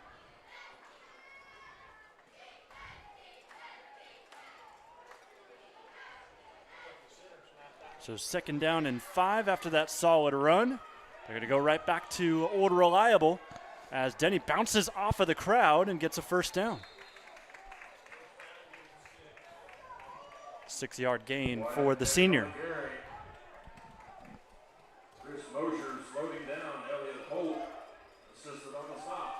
So Cardington, they scored on their 2nd drive of the game, but since then it's been locks from this Danville defense. We saw Cardington drive late in the half, not too long ago, but they came up empty-handed after an interception thrown. Josh Goers with the quarterback keeper. Chris Mosier meets him at the 41. You saw their number 8, Elliott Holt, there, kind of able to keep contained there just enough for Mosier to come in, make the play. Sounded like the Danville sidelines wanted a little bit of hold there. I'm not quite sure if that would have been a good call. But again, it's going to bring up 2nd and 8 for Cardington. They'll break the huddle here with a lot of room to go. Ball on the 42 of the Pirates. They have looked good in spurts, but this defense just a couple of times today have looked a little bit better. Wyatt Denny to the outside hashes, is going to stay up. And he'll be right at that first down line at midfield. Looks like a half-yard short. Looks like we got a flag on the field. Looks like the official is going to call holding here on Cardington. A solid 2nd down run there to pick up a lot of good yardage, brought back by another costly penalty by the offensive line there for Cardington. Yeah, so redo the down. It's going to be a rough one, 2nd and 18. This ball will move all the way back to the 32, 33-yard line. Last week was a very disciplined day from Cardington. Just 2 Pirate flags for 15 yards. It's been a different story today. Yeah, it seemed like they got a little more sloppy than you like to see. But again, they're still hanging strong here in this game. Another give to Denny. He'll juke out, attempt to at least, the Danville defensive line. But Owen Gronberg wraps him up. Owen Gronberg playing that defensive end there for the Danville defense here. Sticking with his job, keeping contained. Denny trying to make the play, cut up inside of him a little bit, but looked like the cut was just a little too late. Owen Gronberg able to get those big meat claws of his on the hold of his jersey and able to make a big play. Looked like maybe a yard loss, maybe right at the line of scrimmage. Gronberg with 7 tackles last week. That's the first time I remember calling his name. Goers fumbled the snap here, and he's going to be taken down for about a 4-yard loss. So that'll be 4th down and way too long to go for it. We'll see the punt team for Cardington. Yeah, just a mishandled snap there by the quarterback, Goers, and that Danville defensive front sniffing it out, chasing them down with another big play in the backfield. High snap. Denny able to grab it, punts it near side. This will bounce at the 45, and Cardington will have to retrieve that before it starts going backwards. And they'll let it go to the 43 or 37.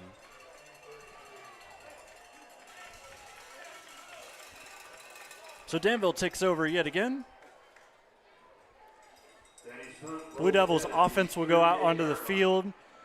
The Cardington defense is going to have to try to make another stop. They have been battle-tested this year. Cardington, they've got the toughest home schedule in the area. I think the fun fact we shared during the pregame show is that Cardington was 0-3 at home, 3-0 away. Now, while that trend looks like it's going to potentially die here today, that home schedule was a grunt. We'll show you that here after this play as Parker Proper rushes forward past the 40-yard line. But Cardington, here is that home schedule. They played Mohawk week 2, 5-1 as they sit this week. Fredericktown 5-1 in week 4. Centerburg last week 5-1. They've got Northmore week 9, and then they've got Mount Gilead, who's going to have a loss in their column at the end of today. But that is brutal if you're Cardington looking at that graphic. Yeah, it's definitely, especially week 2 coming out playing Mohawk, another strong team, and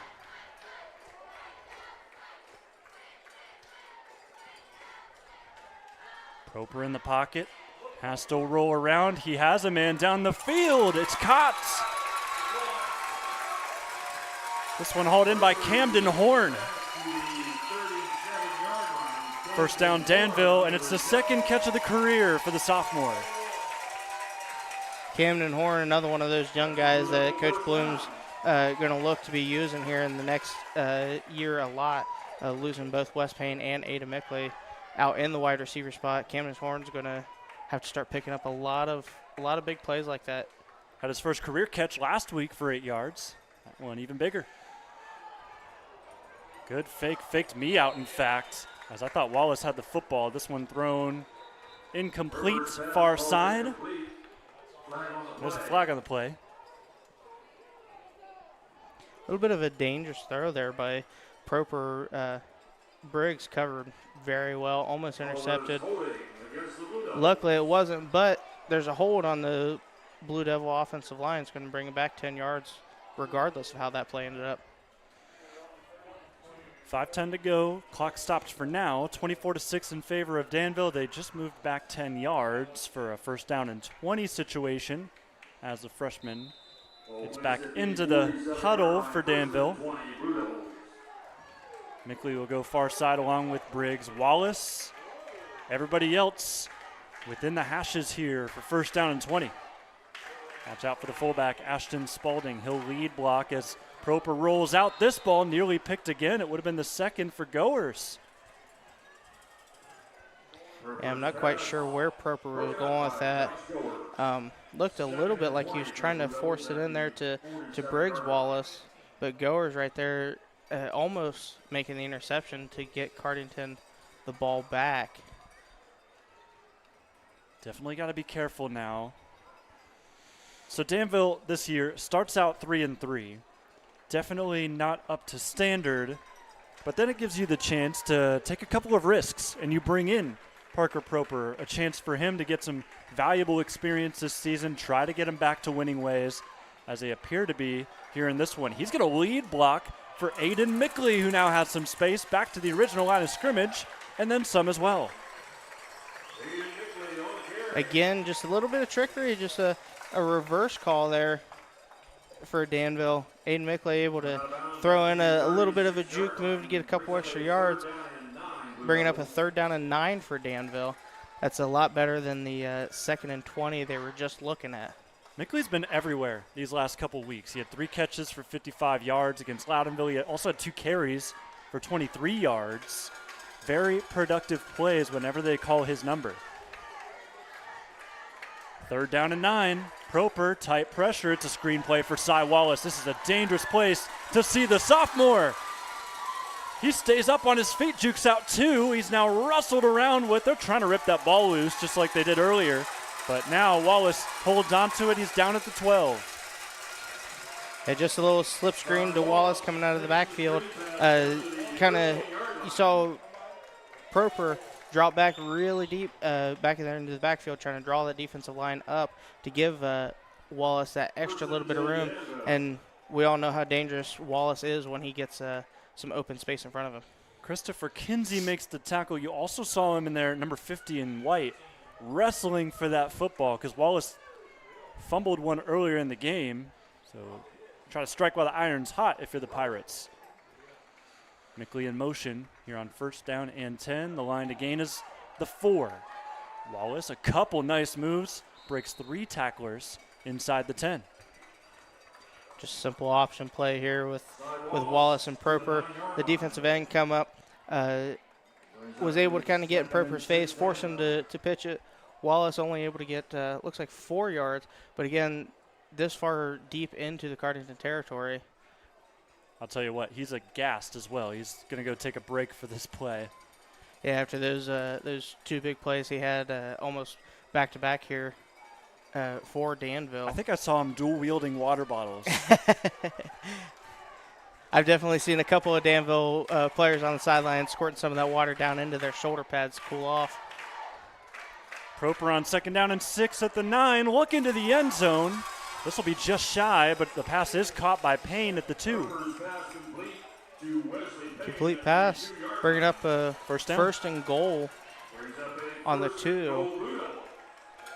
You kind of wanted to see Wes take a couple extra steps to get into the end zone there. He didn't really have anybody around him. It looked like just a little bit of a situational, locational awareness mishap there on Wes Payne, but still bringing up 1st and goal on the Cardington 2-yard line.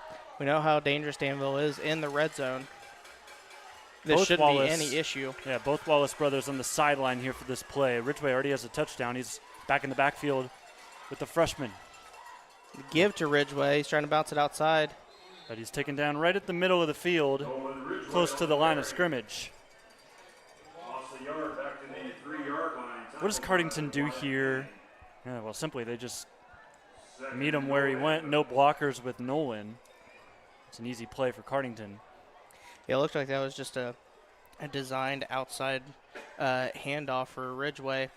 The offensive line tried to get everything sealed in. Looked like they did a decent job, but the Cardington linebackers able to fill up on the outside and really nowhere for Ridgeway to go. Wallace back in after a 2-play break. Payne another motion.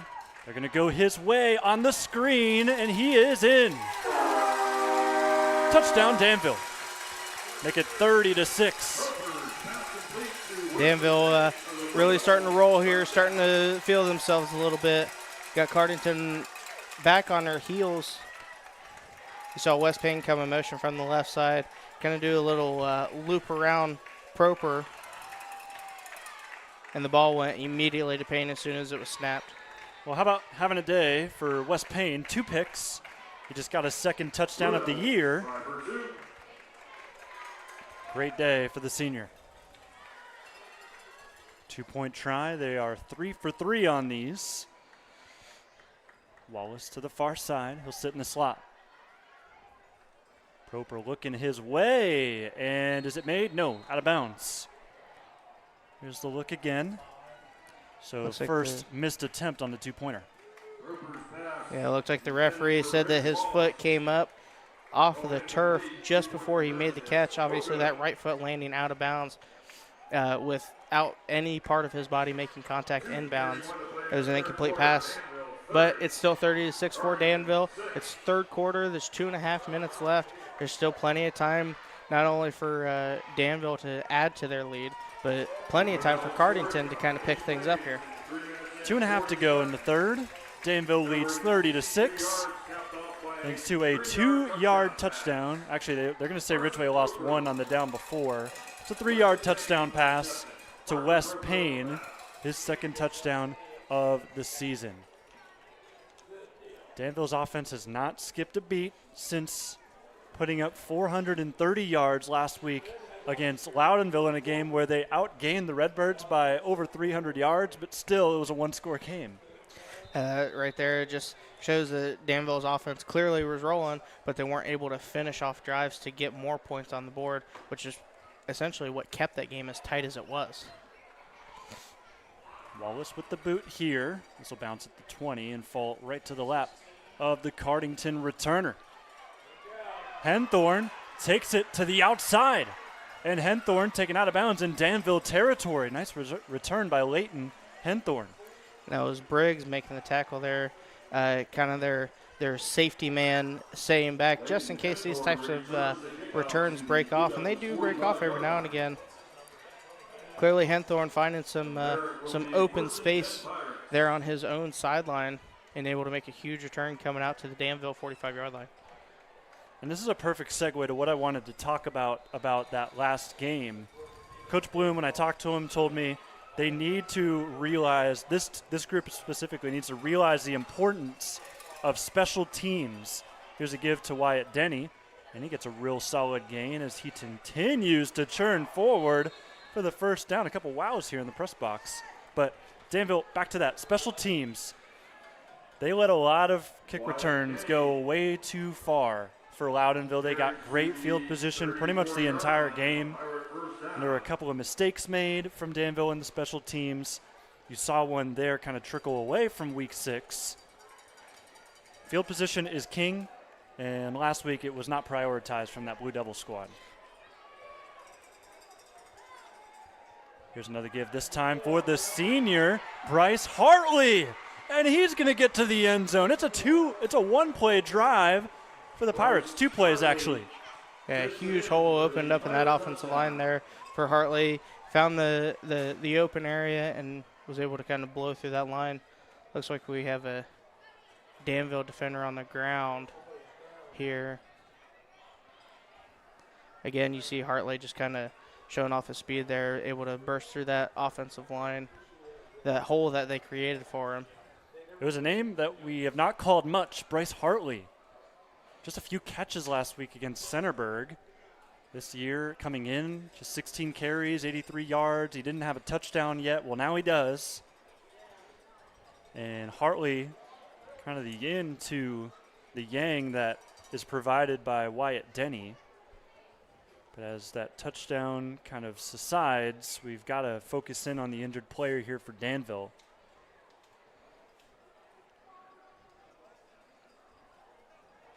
So Coach Bloom over there checking in on the injured player. Don't see a number yet. I believe it's Chris Mosier.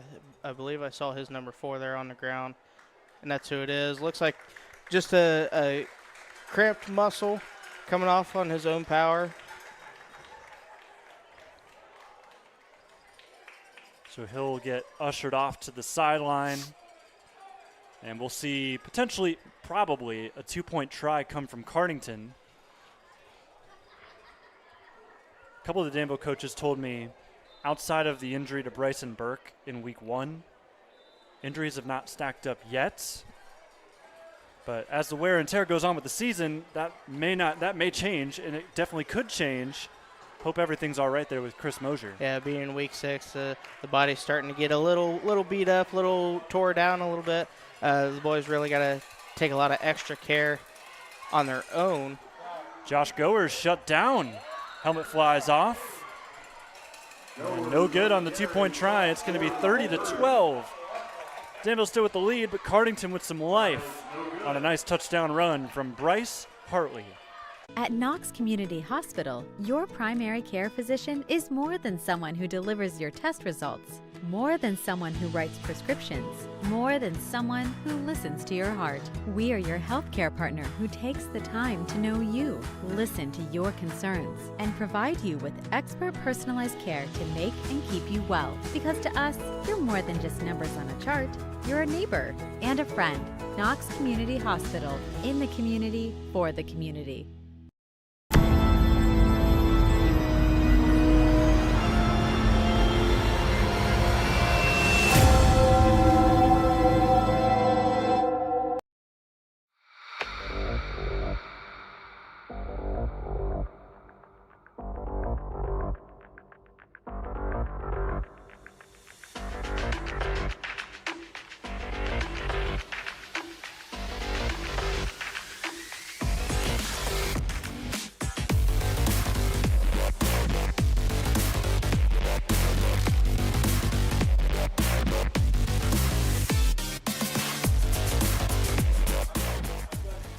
And welcome back.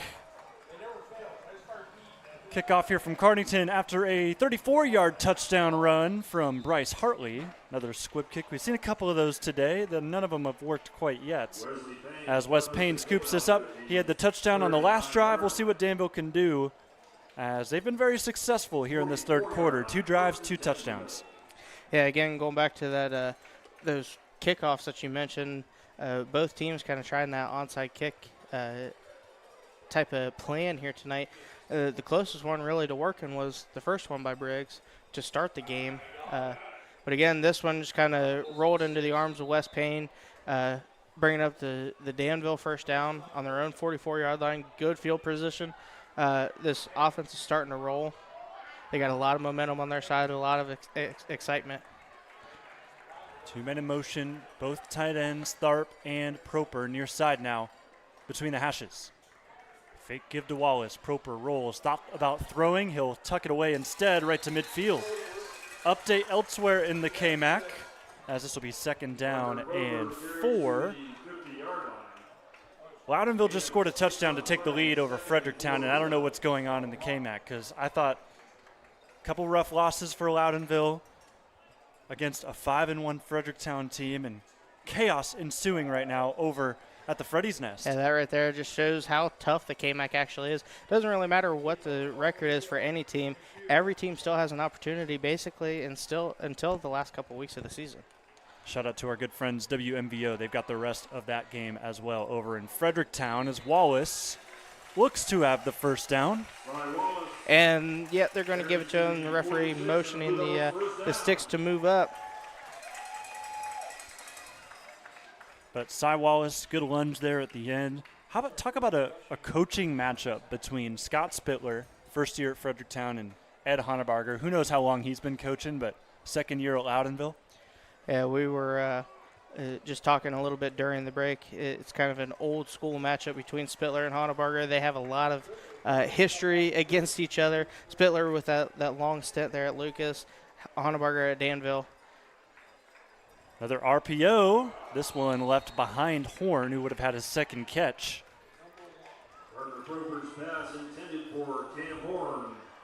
So Cam Horn not able to scoop up that catch. It was a little bit behind his back shoulder. Yeah, it's a hard kind of pass to try to catch there for Cam Horn.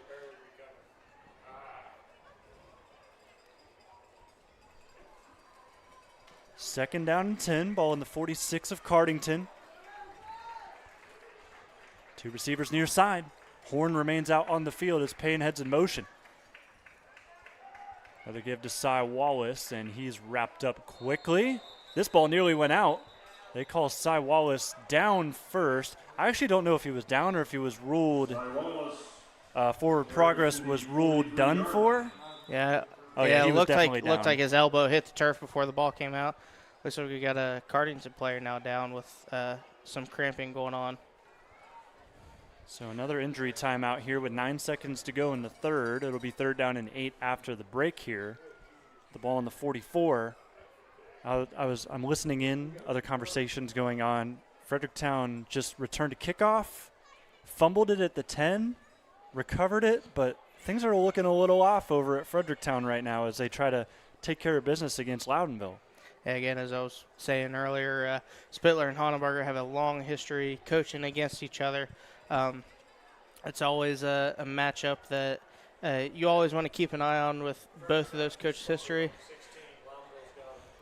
And now we heard Fredericktown fumbled it again, and Loudonville got this one. Yeah, Fredericktown sounds like they're having a little trouble holding on to the ball tonight, just like we're seeing here in Danville.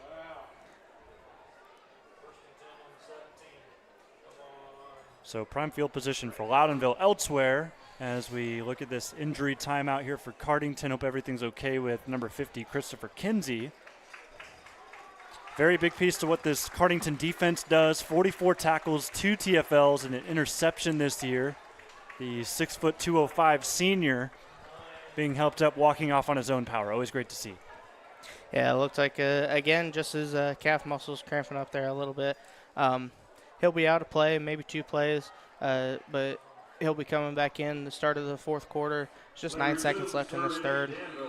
I can see him just running out the clock, bring up the fourth quarter to kind of keep things rolling here. Clock will roll all the way down to zeros, and that'll end the third quarter.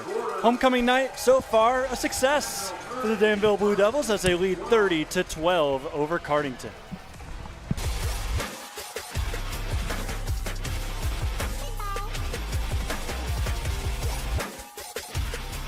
At Knox Community Hospital, your primary care physician is more than someone who delivers your test results, more than someone who writes prescriptions, more than someone who listens to your heart. We are your healthcare partner who takes the time to know you, listen to your concerns, and provide you with expert personalized care to make and keep you well. Because to us, you're more than just numbers on a chart. You're a neighbor and a friend. Knox Community Hospital, in the community, for the community.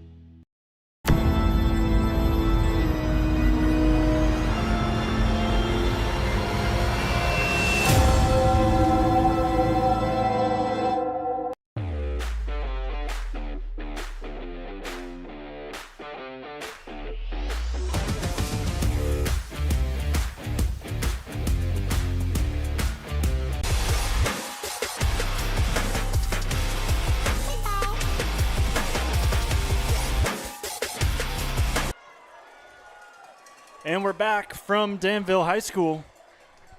Got 3rd down and 8. Big play here to start the quarter. This one's lofted over the head of Briggs Wallace, and on that 3rd down, it'll take it to a potential punt here from Danville. Yeah, Perper kind of had a little bit of pressure on him there that play. Almost kind of looks like he was kind of throwing it away a little bit, but he still had that option for Briggs right there to potentially make the first down. Ball kind of sailed on him a little bit. bringing up 4th down, and it looks like Danville is going to elect a punt here, bringing out Nolan Ridgway and his punt team. Got one of the best legs in the KMAC. Averages just about 38 yards per punt. Low snap to him. Just able to get it off. And this one's going to land right over by Wes Payne. Takes a nice bounce just over the 10-yard line. That punt, it had such a perfect spiral on it. Almost looked like he threw it downfield. Yeah. It honestly looked like it was going to bounce and then curl over towards Payne and maybe go inside the 5.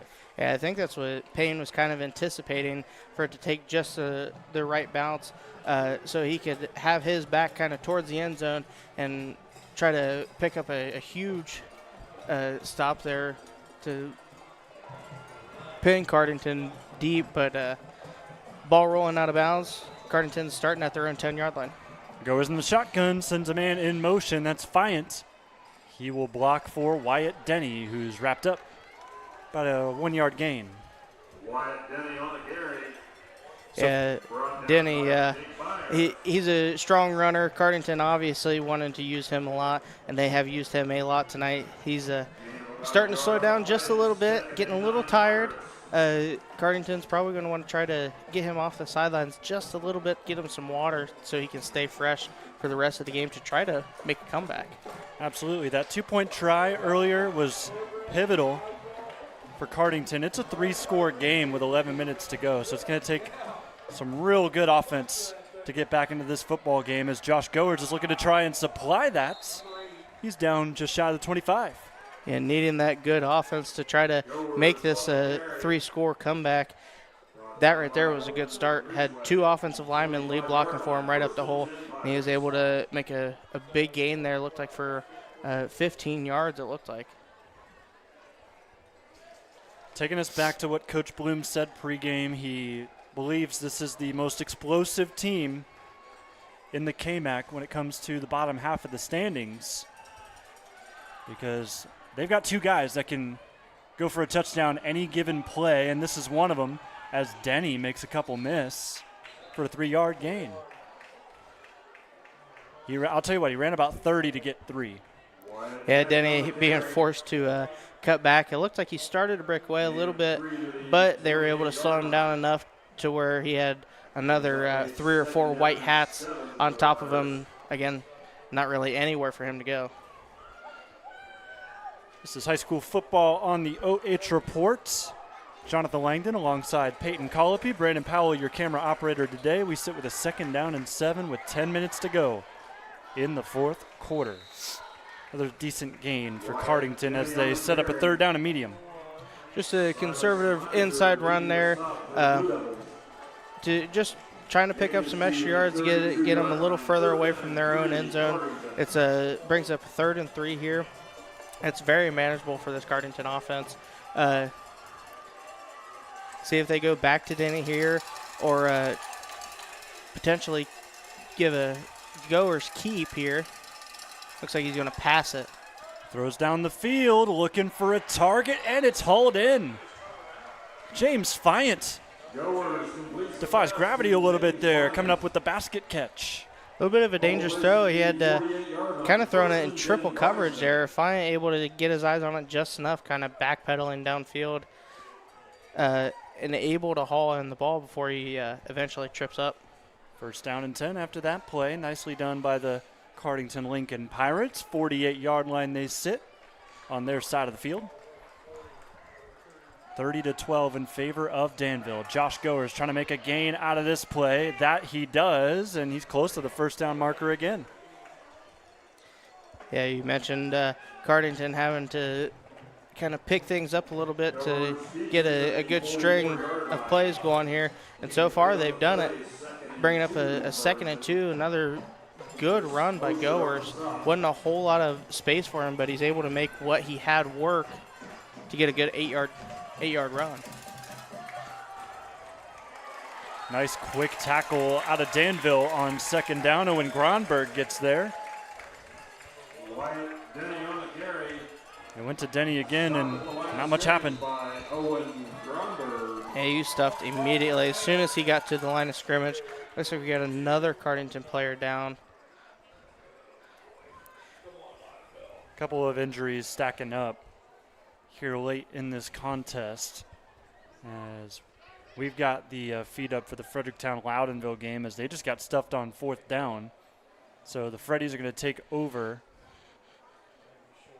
with 7 minutes to go in the 4th in that game. Looked like I just saw a late flag get thrown in there. That Loudonville-Fredericktown game, definitely something we're going to want to keep an eye on. Again, Fredericktown 5-1 so far on the season. Coach Spittler able to kind of bring his experience and knowledge of football to Fredericktown and kind of continue that success that Fredericktown really always has. But Coach Onnebarger able to kind of keep Spittler and company in check here tonight. And I'll just say it. What we thought was going to be the game of the week was Mount Gilead Centerburg. Centerburg pounces on the Indians. Let's shift our focus to Freddytown, because Loudonville is looking to brew an upset. They're the only team left that has not won a KMAC game. We talked before the game started.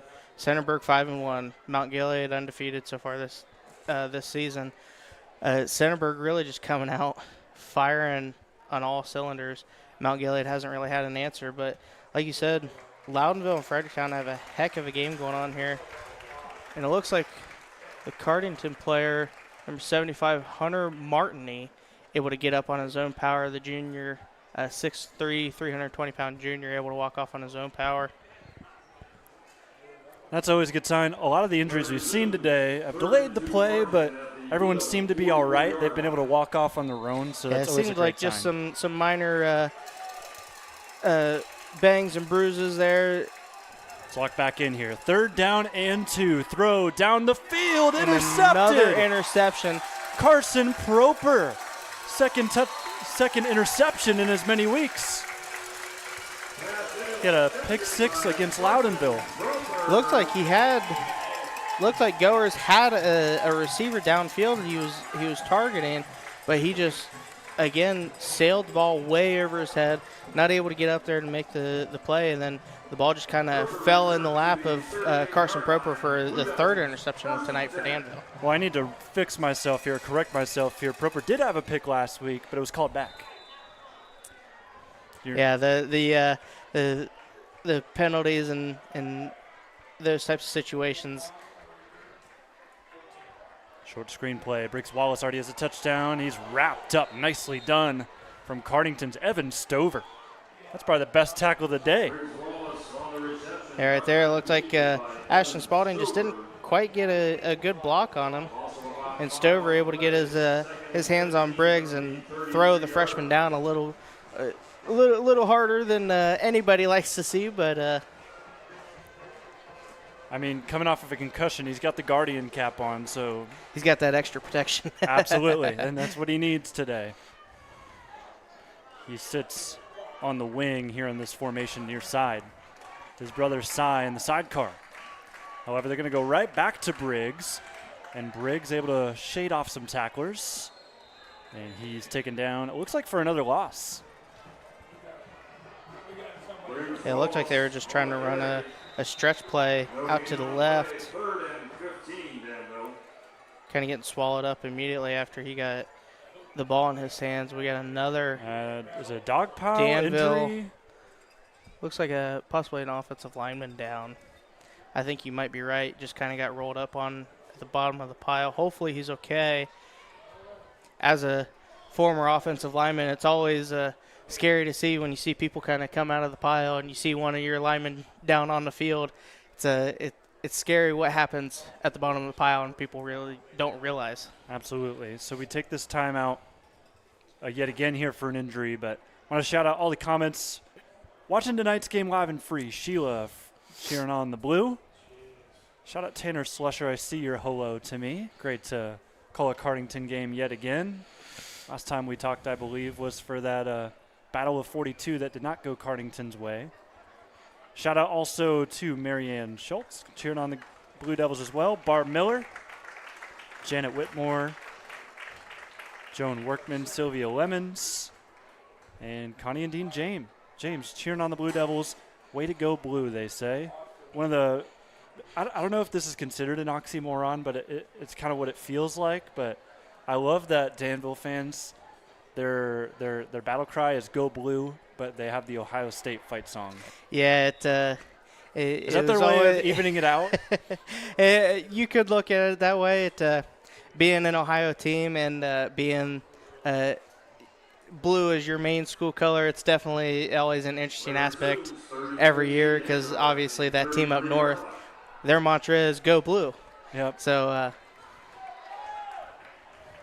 Wallace back into motion. They have had him running all over the place here today as this ball is fumbled and fallen on. That's the second time we've seen Proper do that. That's a rough one because that's third down. So looks like just a bobbled snap there. Going to lose another 2 yards. 4th down and 17 for Danville. Yeah, just a rough go, and this will bring out the punt team again. Yeah, it looked like he tried taking a step back before he even had the ball in his hands. Another one of those mistakes that's going to happen when you're a youngster like Proper is, only being a freshman. But he's getting a lot of good experience tonight and last week. Ridgeway gets the punt off. Henthorne will lay off, and Danville gets a nice bounce. Looked like it might have been tipped a little bit. It was a really close call there. But Ridgeway able to get the ball downfield, get a good bounce for him, and pinning Cardington back on their own, looks like 22, 21-yard line. Got a decent look at it again there thanks to OhioHealth. I don't think there was a touch. It was close. It was really close. Cardington had somebody right there. It was hard to see from our angle up here. But just the way the ball came off of Ridgeway's foot, had a little bit of a wobble to it. You think maybe a finger got onto it just enough to throw it off, flying through the air.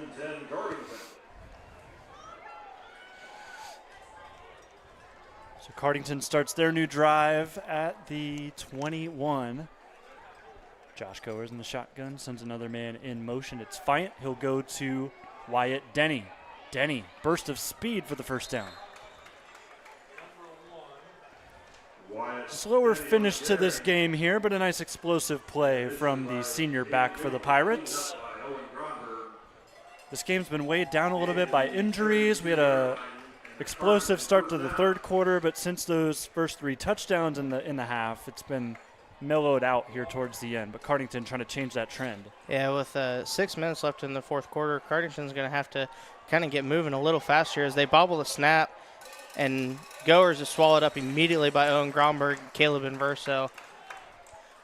He had absolutely nowhere to go. Looked like he just maybe mistimed the motion with the snap. Good to see Inverso getting some real good time. He's kind of been brought in, welcomed in, very similar to the offensive look that Coach is doing for Cam Horn. Those two are kind of being introduced to the system, and they're going to get more time. Yeah, this freshman class. Obviously, you see Briggs Wallace and Parker Proper really showing their own light tonight, and Caleb Inverso able to get in on the action a little bit here. New quarterback under center here, and a little bit of confusion on that play as Denny went to the wrong side of the new quarterback, Lathan Ralston. Yeah, it looks like he maybe just turned the wrong way, or Denny went the wrong direction. But just a little bit of confusion in the backfield's enough to stop him back down at another 3rd and 10 here for Cardington. So I think with the backup quarterback in for Cardington, now's a good time to start looking forward to next week. You and I going to be on the call over at the Heart of Ohio. Centerburg taking on Danville. Takes on a whole new meaning now with what looks to be a potential KMAC champion that could have 2 losses, but Centerburg does need to be taken down still. Yeah, Danville's got a big-time matchup next week with Centerburg. It's really going to show how tough and how good this team is and how well they're coached. And like you said, it could bring up a potential 2-loss KMAC champion, depending on how well Danville is able to stop that Centerburg offense, which we know is just so deadly. Now the deal is, if it is going to be a 2-loss champion, you're really relying on some other things to happen. As we see a deep pass here, nearly completed. They were looking in the direction of Keegan Lawler, who has no catches yet this year. It'll be 4th down after that one. But you're really relying, because Centerburg, they've got Freddieburg to end the season. And, of course, Danville has the Devil Dog game. A lot of rivalries across the KMAC. As we see, speaking of the Freddies, they just scored a touchdown, and they're looking to take the lead over Loudonville by 1. They were lining up for the extra point, and now we'll see a timeout. But you're relying on Danville winning next week, and then they need some help from the Freddies to potentially share a title. But you can't say much because you're 1-2 right now. You've got to prove yourself as well. Yeah, Danville's really got to kind of win out here to have a chance at a conference title. You see an incomplete pass come from Cardington here. Danville's defense really starting to feel their own with just under 5 minutes left in this game. But again, Danville, they kind of got to win out. They need a couple other teams to lose some upcoming games. It's going to be a long road for them to get back to the KMAC championship like we saw last year. But if we know anything about Danville and Coach Bloom, is that they're built to do it. I want to go back to this play because this was a really impressive throw from Lathan Ralston on 4th down. He was wrapped up with the leg, just couldn't get his receiver to be in connection with him. Leighton Henthorn not able to haul in the potential 1st down grab as Danville takes over on downs. Proper, quarterback keeper up the middle, and he holds onto the football just shy of the 20. So keeping the first stringers out there, for now at least, leading by 3 scores. Yeah, I think we're going to start seeing some of these Danville and Cardington reserves kind of come into the game here in the next couple of minutes. Start working them in with the first stringers just to get some of these varsity guys off the field, give them a little breather. 4 minutes to go here and rolling, 30-12. Danville leads by 3 scores. Looking for a cherry on top as they try to close out this homecoming win. As there's a miscommunication. Briggs did not know he was getting the football there. Clock stops at 4:01. It was a good pass there by Proper, a little behind Briggs, but you can tell he definitely wasn't quite ready for the pass, and when he finally turned his head around, it was already too late. This will be 2nd down and 10. I don't know what happened with this either extra point or 2-point conversion from Fredericktown, but they did not convert whatever they tried, and it's 20-20 over at Fredericktown.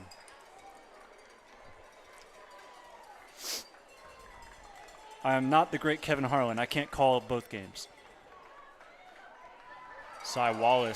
Briggs Wallace, trying to find some space. Didn't seem to get much. That'll bring up 3rd down and long.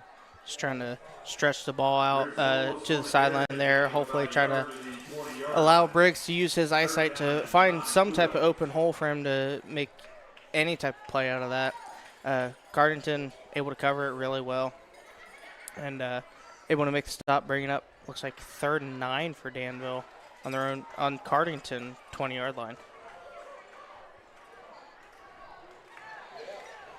Man in motion is Proper to the near side, just beside the offensive line. He will help block for Proper, who tries to rush forward to the 15. Did he get there? Not quite, but he is close enough, and it's go-for-it range. And you're trying to put another score on the board before you really wind things down, so great position to do so. It was another good run there by Proper. Able to get some decent yards out of that. Bringing up 4th and 1 for them. It's definitely manageable for how they've played tonight. As you see Proper there going back to the huddle, giving the play call to the offense. He comes out in the shotgun with sidecar to the right with Cy Wallace. This has been an impressive second half for the freshman, as this is his 2nd career start. He's looking for the end zone, and he's got his brother. Brother-to-brother touchdown. You always like seeing those. Carson throwing it to Parker in the back of the end zone to kind of cap off this really impressive Danville game. Proper family, they're going to be grinning over this one all week long. Parker to Carson for the first time as they both sit with the varsity Blue Devils. It's 36-12. And that's definitely something Carson's going to remember for many years to come. He's a senior this year, able to get to play with his younger brother and now catch a touchdown pass from him. They actually connected on a 2-point conversion last week, but they elevate that. They go up by 5 points in that regard as Cy Wallace gets a 2-point conversion here. It is 38-12. Danville, this is exactly what they needed. They had such a rough start to the year. They lose week 2 to a Utica team that they had no business losing to. They bounce back, then beat Lucas, and then something else jumps up. They lose the next 2 games, Mount Gilead and Northmore. There's a flag on the field here, as it looks like we're going to redo this 2-point try. After the penalty, ball placed back to the 13-yard line where Nolan Ridgway will attempt the extra point. So it's back to 36-12, and I just heard the PA announcer say Nolan Ridgway is going to try to kick this one. We obviously see how strong Ridgway's leg is punting the ball, but kicking it, especially for a PAT, is a whole nother ball game. I think the furthest I've seen him make is about a 45-yarder. So let's see what he does here. This one tails left. Definitely had the leg for it, but it looks like he just pulled it. Didn't make good contact with the ball. Nonetheless, it's 36-12 Danville. But back to what I was saying.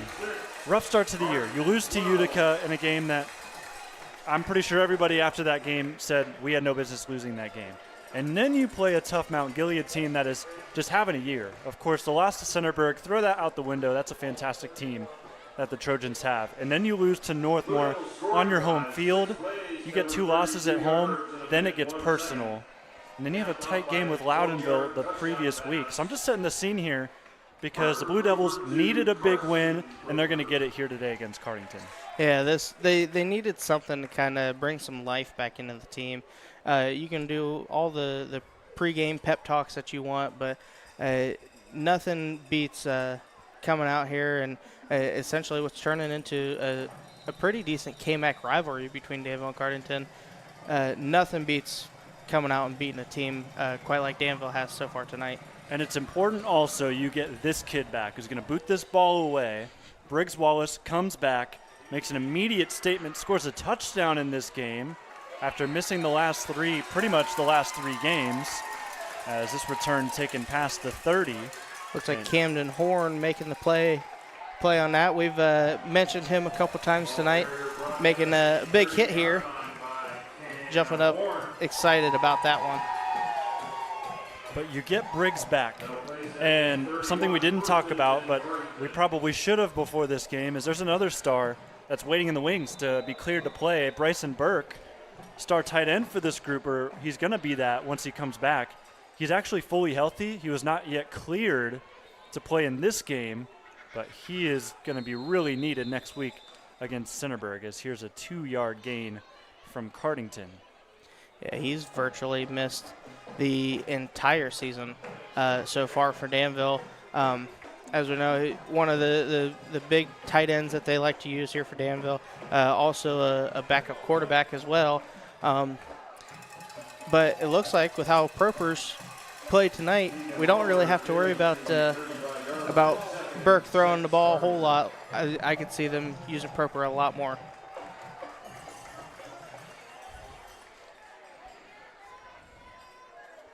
Snap, another give. Denny works forward for yet another first down, so stacking up the yards as he tries to defend his title as KMAC Player of the Year. He was leaped by Carson Barnum last week for the league lead in rushing yards, but solid gain there. Pretty much 2:40 to go, but Bryson Burke, yes, he's the backup quarterback, but you're playing a Centerburg team and you can't change too much up. So you got to stick with this freshman, am I right? Yeah, I mean, so far it's working. It worked last week with Loudonville with their tight game they had. It's definitely working here tonight as you see another Cardington run. This time that's by Dillian Donkin. Gets a couple yards. But Carson Proper definitely stepping in. We may potentially be looking at a new QB1 for Danville and moving Nolan Ridgway to kind of, I don't want to say a backup quarterback, running back type of situation, but he's going to be definitely carrying the ball a little more than throwing it. Well, that's exactly what I put him in on my board. He's running back / quarterback, but maybe take that QB off of his name moving forward. As we see Hartley, who had a big touchdown earlier, he gets shut down for a 1-yard gain. I apologize. Let's jump off of the Danville train for now, because we're seeing Cardington drive a little bit here over to midfield. Of course, they have the 47-7 loss to Centerburg. They conceded 462 yards in that game, and I'm sure that number is not much better here in today's game, giving up 36 to Danville. But this is a sneaky team moving forward. They were 4th in the league coming into this game. They had the tiebreaker over all of the other teams that were 1 and 2, as Denny gets another first down and more past the 40. And just a pure strength this team has. They could surprise some people moving forward. They've got Loudonville next week on the road. They play Northmore week 9, and then they've got Mount Gilead week 10 in that big rivalry game. Yeah, Loudonville and Northmore both definitely very winnable games for them. After the kind of loss that they've been handed tonight, they're really going to be looking to kind of ruin Loudonville's home game next week, get their season back on track, and then again, Northmore, another very winnable game for them. You see Denny running the ball here again, staying in the game with under a minute left. But again, Cardington going to be looking at the next 2 weeks. Definitely got those games circled on their calendars to try to kind of bounce back and get their name back into the contention for a KMAC championship. Absolutely. So Denny now making his way off to the sideline. He is done for the night. We'll have one final play here with 20 seconds to go.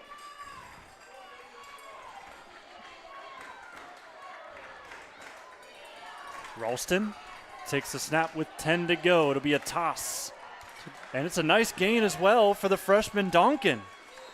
And he's going to stay in bounds. Clock will roll, or the chains are going to move, and then the clock will roll. Nice first down, likely to end the game here for Cardington.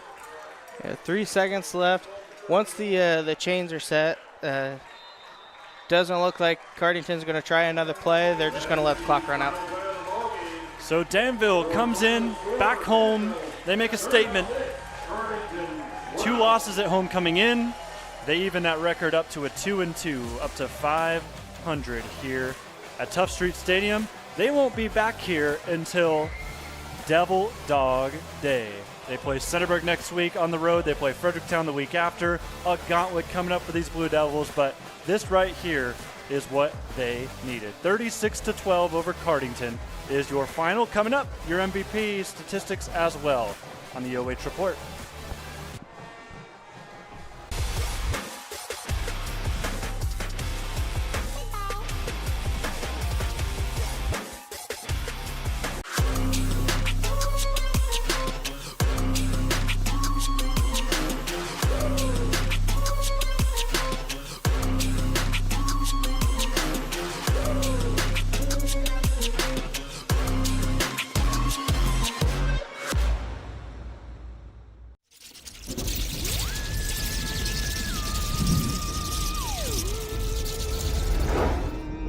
Happy Halloween!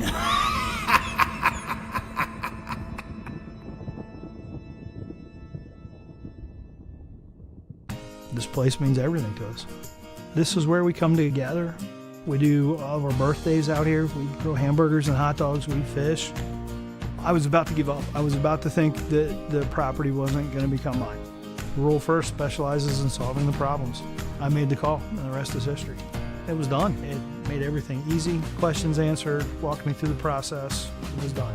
When I'm here, just feel peace. That's all it means to me. Peace.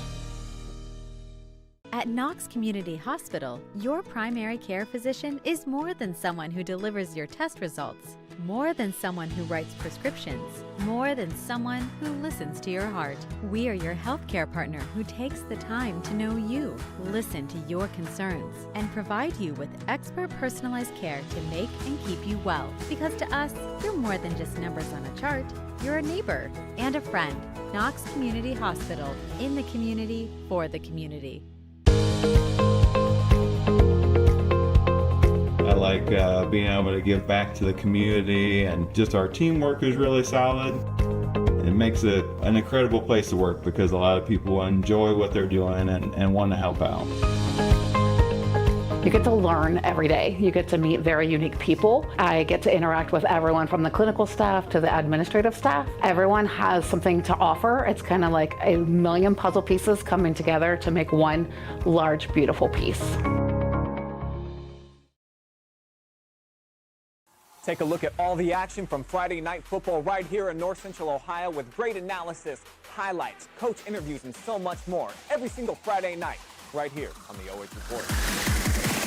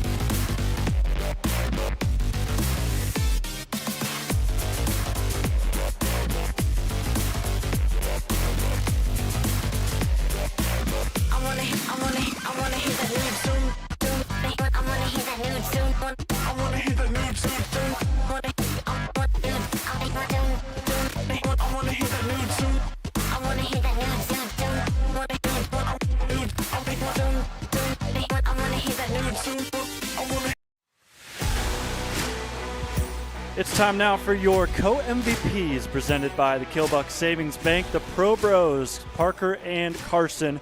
Joining us here today, Parker, we're going to start with you. Just a freshman, your second career start. You go for 245 passing yards, 3 touchdowns. One of them to your guy over here. Just take me through this game, how you're able to get comfortable against this Cardington defense. You got to get out early and get started. And a big shout out to my O-line. They make it easy on me, and so does my running back, Cy Wallace. If he gets all those yards, it makes my job easy. I just have to dink and dunk off him. I mean, absolutely. The second play of the game, offensively, he's able to take that to the house. What weight does that lift off of your shoulders? It just makes it so much easier knowing that he can do his job so well, and it makes my job so much easier. Yeah, absolutely. So told you your numbers. Towards the end of the game, you're able to put a cherry on top. Find your guy over here. You guys had a two-point conversion last week, but how does it feel now making it a touchdown? You'll have this forever. Yeah, it's pretty good. It's a pretty good memory. We'll think back on this in a few years and be like, wow, that's pretty cool. Yeah, absolutely. So I'm going to talk to you first about next week. It's going to be a big game against Centerburg. Just tell me about your approach going in and what the team needs to do to get ready for it. Yeah, we just got to treat every day like we have to have this one, because we do need this one. So we got to go out there and we got to work hard every day at practice. And then if we play our game on Friday, I'm 100% confident we can beat them. Absolutely. Parker, final thing before we hand it off to your brother. Go ahead and give your shout-outs. All right, I want to shout out Cy Wallace, my running back, my O-line, and then my family. All right, Parker, pass it over to Carson, who's a little bit more media trained. As Carson, take me through last week, Loudonville, really close one. You guys were able to edge it out. You come in today needing a big win, and you got it. Defensively, I feel like you guys stepped up big time. Talk about the performance there. Yeah, I mean, 100%. I mean, Wyatt Denny, one of the best KMAC running backs in a while. I mean, we were able to limit him to not as many yards as he usually gets. I mean, they still wanted to give him the ball, but I think we did a great job stopping him, and which kind of stopped their whole offense. Yeah, absolutely. And then you're able to come away with an interception. You had 3 of those as a team. Wes was able to snag 2 of them, but in the secondary, I feel like there's a lot of depth where a lot of you are moving to the outside linebacker just to fit all of you back there. Just talk about the secondary and what you guys have seen in practice progressing over the year. I mean, well, one, we have a lot of experience in the secondary. I mean, me and Wesley are both 3-year starters in the secondary. And then Cy rotates in and out. It depends on the week. And then Aiden Mickley, he's another guy who stepped up last year. And so we just have a lot of experience and a lot of guys who know how to make plays and know when to make plays. And so I think that helps a lot. And then I want your POV of catching a pass from your brother there at the end. I mean, it's awesome. I mean, I think that's our, second touchdown of the year on that pass. And so it's something that I'll remember for the rest of my life. Like always, Parker threw me 2 touchdowns in my senior season, hopefully more. And it's awesome. Yeah, and just brag on this kid, because I know that there's just a couple games left with both of you on the field, but you're going to get to watch him a couple more years. Yeah, I mean, I'm excited. I mean, for him to come out like this as a freshman, 2-game starter, and perform that well, I mean, that's insane. Imagine him as a senior. He's going to be a dude. I mean, I'm excited to watch it. All right, well, final question for you. Go ahead and take a look in that camera. Give your shout-outs tonight. I want to shout out my secondary. I want to shout out my tight end coach, Tyler McFadden, and then my family and God. All right, congratulations, Parker and Carson Proper, your co-MVPs presented by the Killbuck Savings Bank.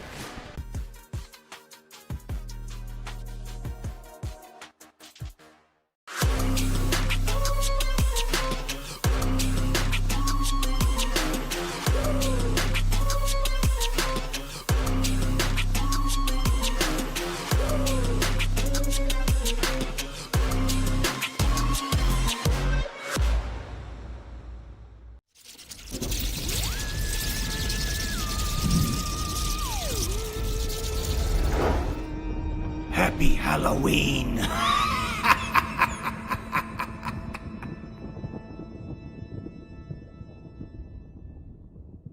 This place means everything to us. This is where we come together. We do all of our birthdays out here. We grill hamburgers and hot dogs. We fish. I was about to give up. I was about to think that the property wasn't going to become mine. Rural First specializes in solving the problems. I made the call, and the rest is history. It was done. It made everything easy. Questions answered, walked me through the process. It was done. When I'm here, just feel peace. That's all it means to me. Peace. At Knox. Time now for your post-game show presented by Knox Public Health. Danville, much needed win here tonight as they win 36-12. And I don't think it's a much needed win, period. I think it's just much needed in the fashion that they won. Again, like I said earlier in the game, coaches and the upperclassmen, they can do all the pregame speeches that they want to help keep energy in this team. But it's really wins like this that bring the life back to a team that's kind of struggling a little bit. Danville 3-3 coming into the night. And it's definitely going to bring a lot of excitement back to the locker room. For sure. So you see that final score, Wyatt Denny with a solid game, running the ball for this Cardington team. But the story was about the freshman today. We got to talk to him a couple minutes ago. Second career start, Parker Proper throws for 245 yards, 3 touchdowns as well. Yeah, just a great showing there by Parker. And then again, we saw on the post-game interview with Parker and his brother Carson, that last touchdown there at the end of the game, Parker throwing it to his older brother, is definitely something they're both going to remember for the rest of their lives. So there's your final score. Let's go ahead and look ahead. Next 7 football games. This is all week 8 action. Can you believe that I just said week 8? Oh, I know. The season always flies by. So Danville against Centerburg. I think that's going to be our game of the week personally, and I'm so excited that you and I are going to be in the call for that game. Looking elsewhere, Crestview plays Western Reserve. That's going to be a good battle for the Cougars. They're currently battling it out with St. Paul as well. Northmore Mount Gilead, also a sleeper matchup. It's going to be a great week in the KMAC, week 8, which is always fantastic to see. You see the rest of the games there as well. Focusing in on these two, Cardington, they've got what I was going to say coming into this was a winnable game against Loudonville, but Loudonville right now putting Fredericktown on the brink. As we're watching it right now, Fredericktown just won. Literally, as I said that, Fredericktown just won the game. They intercepted Loudonville on their attempt close to the goal line. They win 26-0 as we talk here, Peyton. But Fredericktown, they survived. They moved to 6-1, and Loudonville, they're going to have to take that loss kind of off the shoulder, and they'll have to turn around and play Cardington. Yeah, Loudonville, one of those sleeper teams. Their record doesn't really show quite how good they are. And this team is good. Again, like we said just seconds ago, losing to Fredericktown in a kind of an upset loss. They're going to be looking to, again, bounce back just like Cardington is next week, and a big matchup for both of those teams. So it'll be interesting to see how that one ends up. 100%. KMAC Game of the Week. Next week will be Centerburg hosting Danville. Excited to have that for you live and free on the OH Report for week number 8. Jonathan Langdon wrapping up this broadcast alongside Peyton Colopy, Danville alum, and then also Brandon Powell, your camera operator today. Thanks to all of our sponsors. Rolling through your screen one final time. Blue Devils win it 36-12 over Cardington-Lincoln. Pirates fall to 3-4 on the year, and back over 500 for the Danville Blue Devils at 4-3. Have a great rest of your night. We'll see you tonight on the Pigskin on the OH Report.